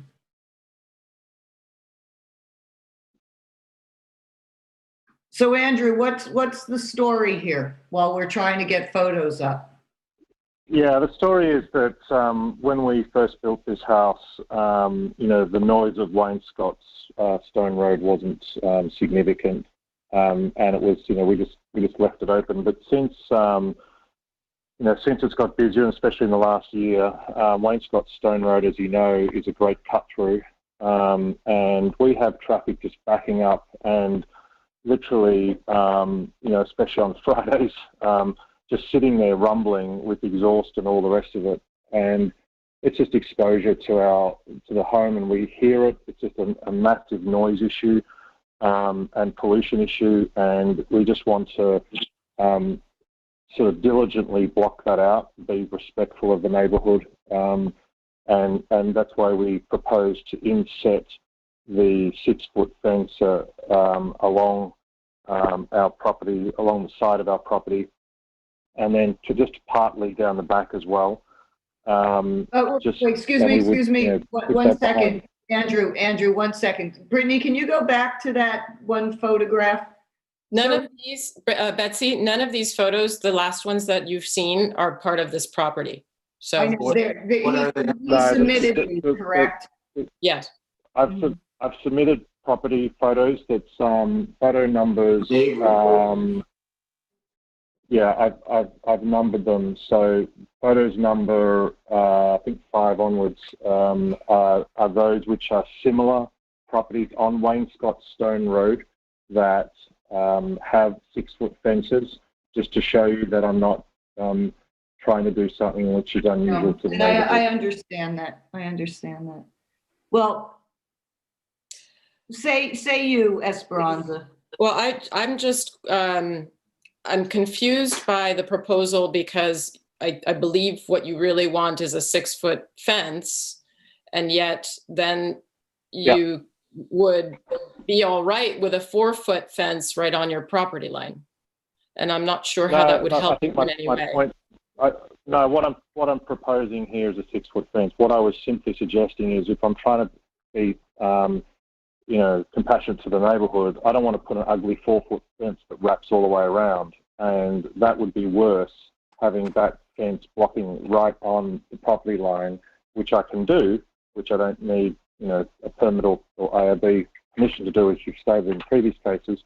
But I want to bring the line back 20 foot or so, 25 foot, and put it on my property, and just put it deeper into my property, and seeking a 6-foot fence there. I'm not actually seeking permission for any 4-foot fence. I don't want to put a 4-foot fence in there. I just want to put I understand that. My question back. was that it wouldn't serve you in any way. So I just wondered why that would even be a proposal, rather than just putting a 4-foot fence in the area where you're proposing a 6-foot fence. So where the black line is that where you want this 6-foot wall to go? No. No, it's the blue line. The blue line is exactly where I'm asking for the 6-foot fence to go. And if we could go back to the photograph of his deer fencing, because I want to look at the topography there. Right, and I believe that deer fencing is on your property line. Is that correct, Andrew? Correct. So Andrew, are you proposing that this 6-foot stockade-like fence goes inside those trees? Correct. That was the idea. I think in photo number 3, I sort of do a shot down the line of where I want the fence to go. So you can see there's sort of an open line. There's fences. There's trees on the road side to block that fence. That would soften it. So can we find that photograph? Can you explain it to Brittany which one it is? Yeah, it's photo 3 PDF. I don't know. I've even labeled it on the submission. So is it? Is it this photo? Yes, I think that is it. Yeah, my screen is like a minute behind your the audio. So Esperanza, what do you think? I have some thoughts on this.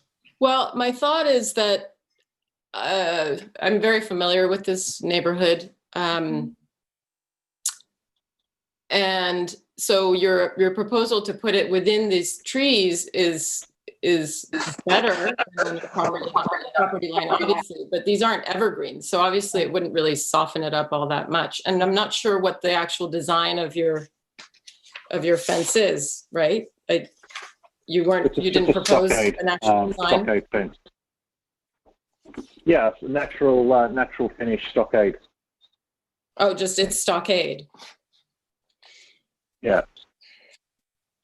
Well, on some of the photographs that you submitted, the fencing on your neighbors looks to be a little bit more of a higher grade of a stockade. Because your typical stockade that you get at, Riverhead Building Supply is horrific looking.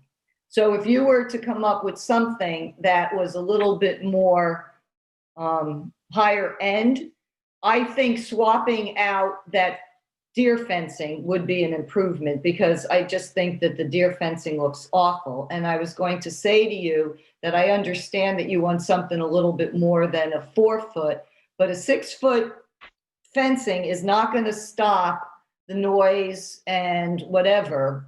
It's a little bit of a blockage, but it's not going to completely do it. And I think a 5-foot fencing might feel where you're getting a little bit of that privacy feeling, but you're also not at 6 foot, because 6 foot presents high. Even though it's only a foot higher, it presents higher. And then my third part of it is I'd like to see you do some evergreen landscaping along that to soften it. So I think there's ways of doing it. Is it going to cost you some money? Yeah, but I think in the long run, it will make your house look all that much more attractive. To slap up some 6-foot stockade fencing, it's just going to look like, ugh. It's really, it ruins the rural nature and character of the area. So I think if you did something a little bit more of a higher end material, keep it at 5, grow some evergreen plantings in front of it, that will grow. I think, it could be an attractive alternative. What do you think, Esperanza? I know that there are evergreens already screening there. I wonder why you wouldn't want to just do a little more of that rather than all this fencing, which I don't really think creates much of a noise. We've tried that, and I think the biggest issue is the noise. So what we're actually planning to do is a double-sided stockade, which didn't really affect you because you're looking from the outside, but a double-sided stockade with a membrane in between.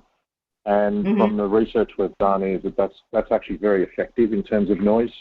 So I didn't put it in the proposal because it wasn't a relevant thing from a viewing point of view, but that's the idea, is a double-sided stockade. And I'm all about making this look good. So we can do a flat top stockade, and I can talk to East Hampton Fence and Gate who are helping me on this project to certainly improve the quality of that. But if we, I like the fact that you're moving it in away from the property line and tucking it, behind some of those taller, older trees. But I think you're going to need some landscaping. Okay. Esperanza. We can propose some high western arborites, some green giants maybe in there. And to soften that completely. Yeah, I mean, I wouldn't want. I understand this noise issue. I really do. I really understand it. I just feel like the screening is more screening and more screening, and what then you're creating is just a big barrier of. I mean, it just interrupts the vistas. I hesitate to then encourage like tons of screening. So good to have some vegetation, but not these green giants that then will totally obliterate what you're seeing here right now. Sure, I'm up. Well, the other thing, I'm happy to do whatever screening you want. Wait, Andrew, hold on 1 second. The other thing that I want to make a point to you, I appreciate you taking the time to send the photographs of the other fences, but I want to let you know that that doesn't necessarily mean that the board, ARB board, approved those 6-foot fences, because anything facing the Anything facing the front roadway over 4 feet needs ARB approval. I don't recall approving them, but I haven't been here forever, so it's possible. But please don't think that just because they're there, that they're there legally. Okay, because a lot of these I fencing understand. gate companies come and they tell you what you want to hear, and you put up all this stuff, and I'm glad that you're taking the time and the expense to come before us. But a lot of times the people are just putting that stuff up and just, eventually they'll get a code violation for it. And we understand what's going on in Waynescott. And I'm empathetic to it, like Esperanza said about the noise and the traffic. But, I think if you're going to do this double, I would love to see it at 5. I'd love to see, like you said, cut the tops off so it doesn't look like, the traditional stockade. And put some, and also too, when they say green giants, it's just, from what I understand, it's just a variety that the deer don't eat. It doesn't mean that they're giant. No, They actually do grow giant. Well, they do grow in time. Yes, I know. Yeah, you don't want them there. Yeah. They need light. They need sunlight. They will not grow in the shade. Right. Right. And you're going to have shade, half of the year with all those deciduous trees. So maybe there's something else other than, They don't even need to be tall. No, and it could be those little osmanthus hollies. It could be anything that the deer aren't going to eat that will just, sort of break up that wall on that corner. So what do you want to do, Esperanza? You want to table this? You want to have, Andrew come back to us after he rethinks this?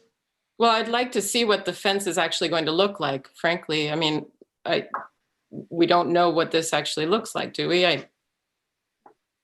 It's a special fence with a membrane. I was going to submit a photo of just a standard stockade fence, but I can do some more work and come back with a proposal that looks a little, just a flat top stockade, and I can put some proposals of some plants that we can put scattered around. I think to your point, Esmeralda, I don't want to throw in more and more trees and so forth just so it becomes a big barricade. I think it's got to be done, so it's not every few feet along the fence, but something which is thoughtfully done along there so it just breaks up the monotony of the fence. The expanse, yeah, that would be ideal. I think that's great, Andrew. I'm really appreciative that you're going to give it some thought and also consider it not going all the way to 6. Yeah. All right. So why don't we table this? And our next meeting is the 28th. And if you would like to be put back on the agenda, if you could have all your submits into Derek's office by the noontime on the 21st, which is next Thursday. Okay. Yep. Will do. Great. Thank you very much so for your time. Okay. Yeah, okay. All right. Bye-bye. Thanks. Thank you, Esperanza. John Holy, tax map number 300-73-4-1214 Saddle Lane, East Hampton, Chip. Is John Holly on the line? I don't believe so, no. Okay, so that's going to be a problem. We visited this property in December and we tabled it at our last meeting. This is a heavily wooded lot with a semicircular driveway. Each end of the driveway has a set of gates mounted on stone piers. One set was not on the survey we had in the December meeting, so they've added that set of gates to the new survey. The gates are consistent. They're 65 inches tall, and the piers that hold them up are 70 inches tall. Can we see a photo? This isn't my stuff. Oh, boy. This is John Hawley. Yep. This is John Hawley? Then let's look at the pictures. Okay, then let's look at the pictures. Okay, so this is the gate on the right-hand side, set back, but it exceeds by quite a bit. The gates are 65, the piers are 70 inches tall. And then next photo. Is that your tape measure? Yes, it is. Proof. And between these two sets of gates, there's an 8-foot deer fence. We talked about this at the last meeting. We had asked him to cut the deer fencing down to 4 feet between the two set of gates. And then we also asked that a substantial amount of 8-foot deer fencing, which is in the front yard, be removed. It's fencing in woods of no consequence. The house has a pool in the back, and there's a separate fence around the pool. Was John on the line with us last month? I don't recall. No, the fact that he wasn't on the line is why we tabled it when we got into the height of the gates, the piers, and then we really got into the deer fencing conversation. Right. This is a plot from the other house on Saddle that we talked about an hour ago. Right. So my question to you is, he obviously asked to be put back on the agenda because he's on the agenda. And is there anything new that is in your file that suggests that he's making any recommendations on how he's going to fix it? He hasn't addressed anything except that he submitted a new survey with the second set of gates on it and radio silence otherwise. And then one thing that concerns me is that it looks like, go back to that photo we just had, please. Yeah, it looks like he's going to put some sort of keypad in on this, the original set of gates. The wires are there, but there's been no keypad. Is that on his property? I believe that is in the right of way. We checked it, that and the other one where there's a keypad, they're in the right of way. Yeah. You can have. All right. So, normally we would just deny this application, but why don't we do this? If Derek can reach out to John Hawley and explain to him that he needs to participate in this discussion, and that if he puts it back on and we don't hear from him and we don't have any new proposals, that we're going to deny the application at the next meeting. Yeah, Well, this is the fencing needs to be cut down and relocated in places, And it sits on a corner, this property to the right of what we're looking at is a huge amount of deer fencing in the woods that totally encloses the property, and it doesn't need to be there. He could take it down, it would make no difference, but it would make a difference to the deer. So this, I understand, is a builder, it's a house is for sale according to the neighbor across the street, yada, yada, yada. David, do you have any recommendations for us on this?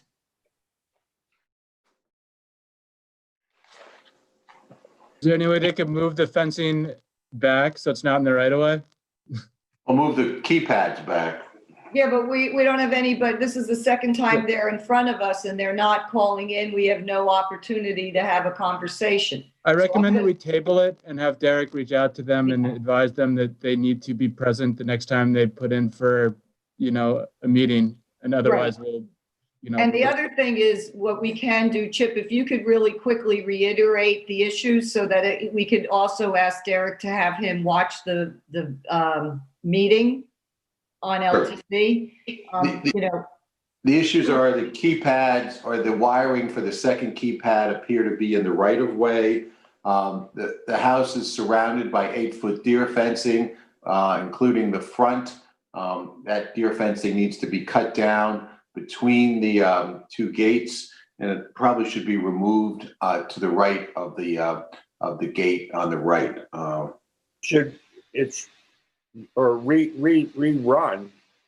Rerun along much closer inside back to where the pool is. Right. Well, and the pool has its own fencing around it that's separate. So I guess the point is the property is totally enclosed with 8-foot high deer fencing, and that's an issue. And it's a big piece of property. Okay. And the high, I know the stone pillars are over. The stone pillars are too high, and the gate, this is an easy gate to cut down. The gate should be cut down 2 to 60 inches. Right. And how tall are the pillars? The pillars are 70 inches. The gates are 65 inches. Because those pillars are going to be hard to cut.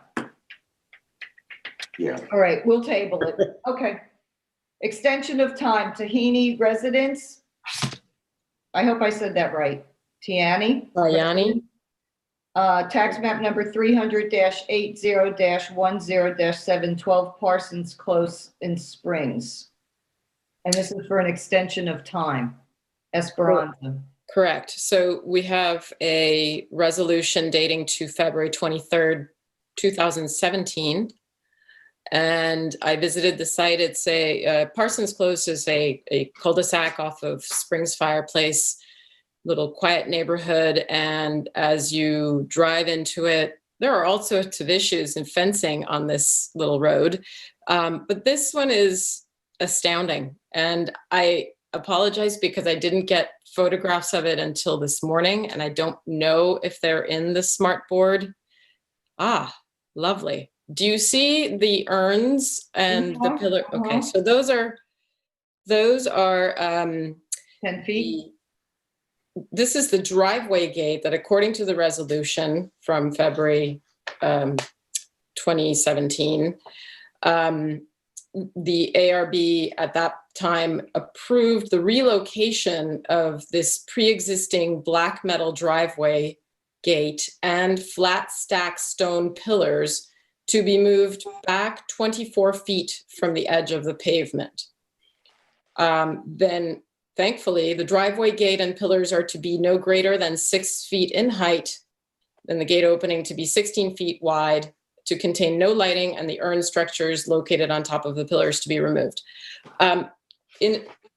Before I even get to the gate situation, I just want to draw your attention to all the deer fencing in the front here, which is at 7 feet, the taller one also. So as we proceed, if we are to proceed to an extension of time with this, I'd like to sort of sound out the board because it's a really enclosed property. Lovely, all of it. But it does have, and if I think I have another picture, or there's a survey, also has a 7-foot pedestrian gate just north of this driveway gate. And that stone wall is outside the property line, along with the uplights that accompany it. So. Oh, yeah. So what do we do, David? They want an extension of time on what was approved 3 years ago. Yeah. So I would advise. Wait, let me finish. But since then, there's been a tremendous amount. They haven't done the work, so that's why they want the extension. But there's tremendous amount of fencing that's gone on and lighting and everything else. Well, and also just the fact that there's no even mention of this on the resolution, but we would never be. Probably wasn't there. It was probably wasn't there at that time. No, the survey indicates this stone wall clearly. No, I'm not talking about the stone wall. Oh, sorry. I don't have a problem with the stone wall. It's below 4 feet. But it's outside the property line. Oh, I see. Oh, this is the road to the left. I see.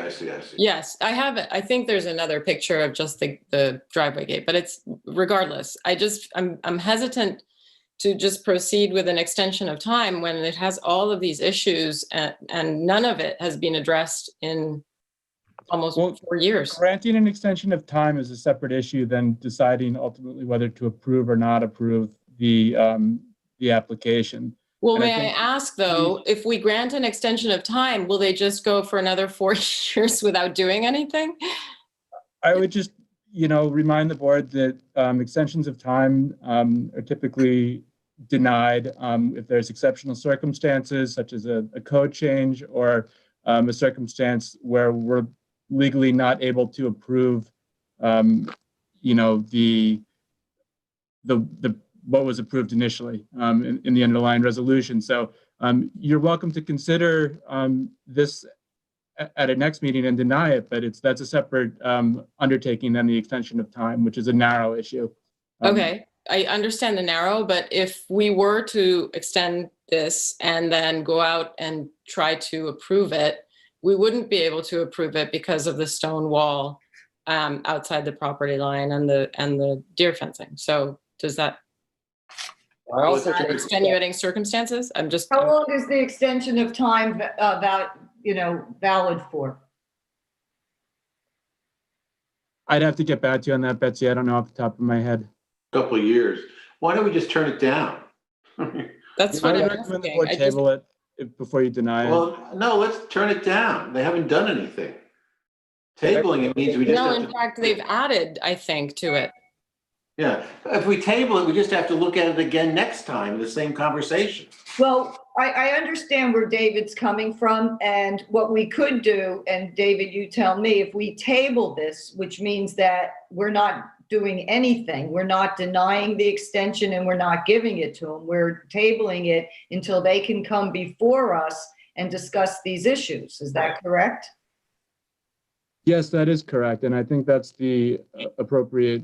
Right, and either you or Derek can reach out to the homeowner and say, we didn't deny it or we didn't approve the extension of time. We're tabling it to, if they want to come back to the next meeting, so we could review all the issues with this property. All right. Well, Okay. if we can table the extension of time. Yep. We're tabling an extension of time. It's extending. Okay. C of O's, Montauk Community Church, tax map number 300-49-2-13850 Montauk Highway in Montauk. I would like, Derek says extension of time is valid for 18 months. All right, so we'll table it. Okay, good to know. Thank you, Derek. All right, Brittany, I have one photograph and that's all I need for you to put up. Wait till you see this.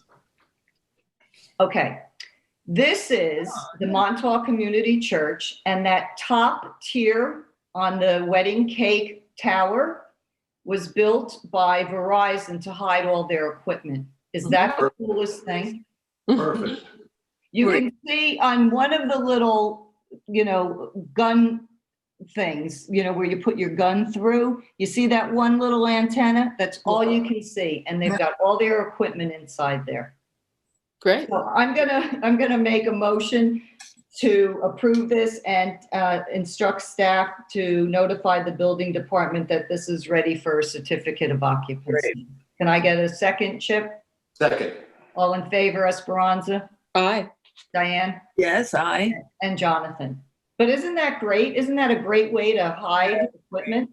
Very creative. Do you think this was presented to anybody before they built it? They had to. They got all of our approval. Time ago, yeah. Yeah. Okay. AMR Shaft Shack, tax map number 300-144-4-12, 3 Mile Harbor Road, Esperanza. So Mr. Shafshak has been before us, I think, a couple of times, and we have two resolutions. One from July 2019 for a fence and arbor, and then another from just this past month, December 10, 2020, for his driveway gate. And I didn't review, I believe this was Peter's application in the past. Yes. And I didn't review past meeting notes before going out there. And what I did was just measure what's there. The trellis I know was reduced to 6 feet. What doesn't coincide with the resolution is the gate attached to the trellis, which on the resolution is meant to be 36 inches high by 70 inches wide. It's actually 50 inches high. And then the driveway gate, which is supposed to be a 5-foot high mahogany stained cedar sliding driveway gate with no lighting, is fine at 5 feet. The pillars, however, are 6-foot pillars. So I wasn't sure, not on the resolution. And I don't remember what was said about this. And it doesn't matter because it's not on the resolution. And then with regard actually also to the first resolution, it said 8-foot fencing in the rear yard. It's actually 6-foot white PVC fencing, which, you know, is, I guess, fine. So I'm not quite sure what to do with poor Mr. Shafshak. All right, I need to write some things down because you know, it's too much information at this point for me to be able to focus. Okay, so let's just do this. The gate, right, was approved for 5 foot, and it is 5 feet, but the posts are at 6 feet around, a little over, and depending on the grade, it kind of slopes down there. So they're at 6 feet, those pillars. Okay. Which I recall the conversation about the lighting that was hanging off of them being taken off, and that's been taken off. Okay, and this was from last meeting, correct? Yes, this is from December. Number 10, okay. 10, yes. Okay, I have 5-foot mahogany gate. I don't have, without lights. Nobody said anything about the posts. What are the posts? Are they stone? Yes. Okay, so let's just assume that we would have approved them. And the 8-foot back pool fence, is that okay? Well, it's actually 6 feet from what I measured. Okay. So that's what fine. does it say on the resolution? It says an 8-foot high pool fence in the rear of the property. Okay, so we're fine with the 6 foot, okay. And what about the trellis? And the trellis is fine. And I remember him reducing it and came back for that. The attached gate is in the resolution states 36 inches high. It's 50 inches high. And just so it's a little bit above 4. Yeah. Okay. So David, what do we do if everything is within reason, but it's not to what is the resolution is not to what is actually there? What do we do? Do we need to redo this resolution and get it up to date? I think that's the best course of action, Betsy. Just, you know, it's better to be accurate and have the resolution reflect what we approved and what's there. Right. You know. So, okay, so why don't we table this? And Esperanza, if you can get with Derek next week and get that resolution to what is actually there, then we can all, you know, he can send it out to us. We could all, you know, sign off on it, and then we can put this back on the agenda for the following week. Okay. All right, Derek? All right. Okay. I just want to make a note here. Okay, Jane Wigley, tax map number 300-200-3-377 Beach Lane in Wayne Scott, Esperanza. I'm happy to say that I visited this property, which I do see all the time, and it is exactly as they proposed. So unless anyone has any questions, I would proceed to instruct staff to advise the building department that this is ready for a CO. Okay, can I get a second on that, Diane? Oh, yes, second. Chip? Yep. And Yep. Jonathan? Yes, yep. And Betsy, yes. James Calderon and Curtis Eves, tax map number 300-151-1-7.16, Shore Lane in Amagansett, Diane. Yes, I have visited this property twice, and all the measurements for fences 1 and 2 are exactly as we have approved, and fence number 3, deep in the woods, appears to be exactly as called for on the resolution. So I make a motion that we inform staff to contact the building department that this is ready for a C of O. Okay, can I get a second on that, Jonathan? Second. All in favor, Chip? Yes. And Esperanza? Aye. And Betsy, aye. Okay, James and Joanne Dam, tax map number 300-19-3-3338 Gloucester Avenue in Montauk. This was for a 6-foot black vinyl coated wire side fence on the side of the house with a like-in-kind gate that we approved, and I went out and it was exactly what we approved. So I'm making a motion to advise staff to let the building department know that this is ready for a certificate of occupancy. Can I get a second on that? Chip? Yes. Esperanza? Aye. Diane? Aye. And Jonathan? Aye. Aye. Dory Ashton, tax map number 300-122-6-1, 3143 Mile Harbor Road in East Hampton. Diane Benson. Yes. This C of O is based on approval that was conditioned upon the planting of several privet shrubs in the open areas in front of the fence to provide a screen. An inspection of such planting by a member of this board, well, they have 31 years later, they have come for this C of O. 31 years later? 31 years later. And they have in fact planted some, not privet, but some little arborvitae. Right, excuse me, Diane, but Brittany, can you please pull up Diane's pictures, please? Chair, if I may, there's a caller on the phone for this. Sure. Is it George Kelly? I'm going to unmute right now. The last four digits are 8695. Would it be George, Diane? Is it George Kelly? I bet it is. This is George Kelly waiting 4 hours. I learned so much tonight. Oh, isn't that great? George, if we ever need another board member, apply for the job. Well, you know what's interesting? I don't know how you people have the patience, but let me tell you, I really commend all of you, especially Derek Eisner and Diane B. Oh, that's great. That's great. Boy, those trees finally grew a lot in 30 years, George. Wow. They are some really. Well, listen. I want to give you in a nutshell. When my mother-in-law put the fence, we had to move it back, and they cut it down on Bayview's side. We've complied with all of you. Look at the survey. I've had fees done by Saskis in the past 4 months to make sure I was on the money.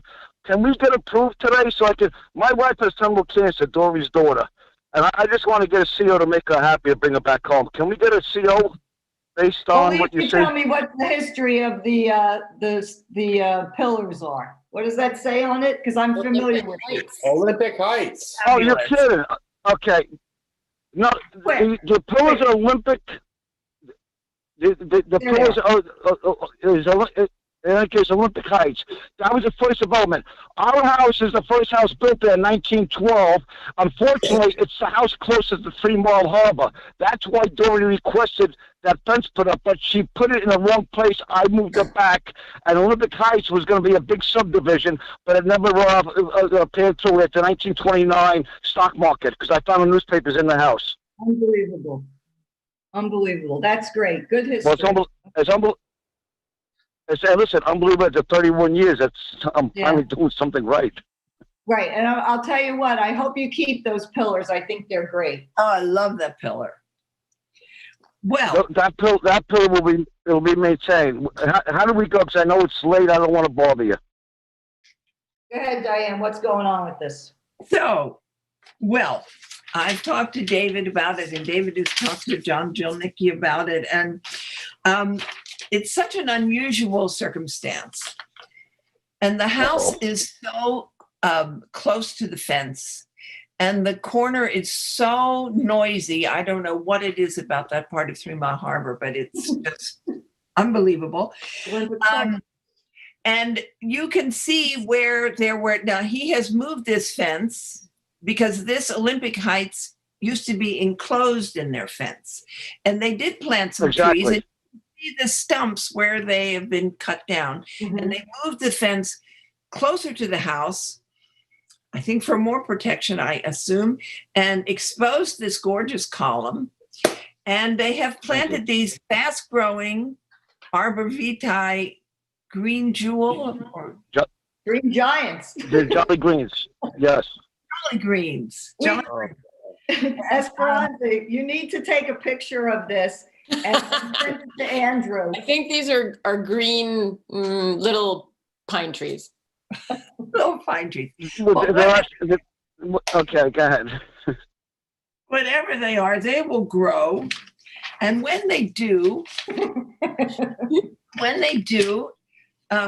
it says planting of several privet shrubs. It doesn't say how large they have to be. Right. It says shrubs and open areas in front of the fence. Okay. Well, Yes. there they are. And Can I just make one recommendation? The one that's in front of the Olympic Heights pillar, move that around I'm to gonna move go it. on the side because you Yeah. don't want that growing up and hiding that pillar. Yeah, and cracking it That's with the roots. That's fair enough. Okay. All right. Diane, go ahead. okay, so I would like to make a motion in these unique circumstances that we contact the building department to issue a certificate of occupancy for this property. Can I get a You second made my on day. that? Can I get a second on that, Jonathan?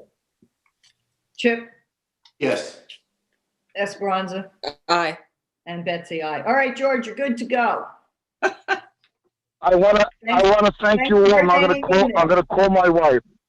Okay. Thank you, ma'am. Thank you all. All right. Good night. I'm gonna call her right now. Thank you. Have a nice night. Bye bye. Thank you. Good night. Rosie Zamaganza, tax map for 300-171-1-15. This has been postponed because when I went to visit it, this was for the new front storefront window, if you recall, 195 Main Street that we approved. Oh, yeah, Rosie's, sure. Yeah, like 6 months ago or something. Anyway, I noticed that they had a awning because they're serving coffee and stuff out of the front window because of COVID. And I think they didn't realize that they needed ARB approval for the awning. So we're going to postpone this most likely to the next meeting when we can make a modification to the resolution about the awning. So I'm going to go to Harish Patel, tax map number 300-73-1-21.3, 707 Hans Creek Road in East Hampton, Chip. Yeah, so Jonathan and I visited this application. The owner seeks approval of 3 gates and 8-foot deer fencing in the backyard of a 1.5 acre property. Only a small portion of the backyard is fenced in. It's all professionally installed. The gates are fine. I think we're ready to move to a C of O. Okay, can you make a recommendation to the staff? Sure. Instruct staff to inform the building department that this property is ready for a certificate of occupancy. Okay, can I get a second on that, Jonathan? Second. Yeah. All in favor, Diane, Aye. Esperanza, and Betsy? Okay, I'm going to make a motion to close the meeting at about 8 p.m. Can I get a second, Esperanza? Second. All in favor? Aye. Aye. All right, good job, guys. Thank you so much Thank for you. everything. Did a Thank good you. job. Good night, Okay. everyone. We'll see you soon. night. Good night. Okay.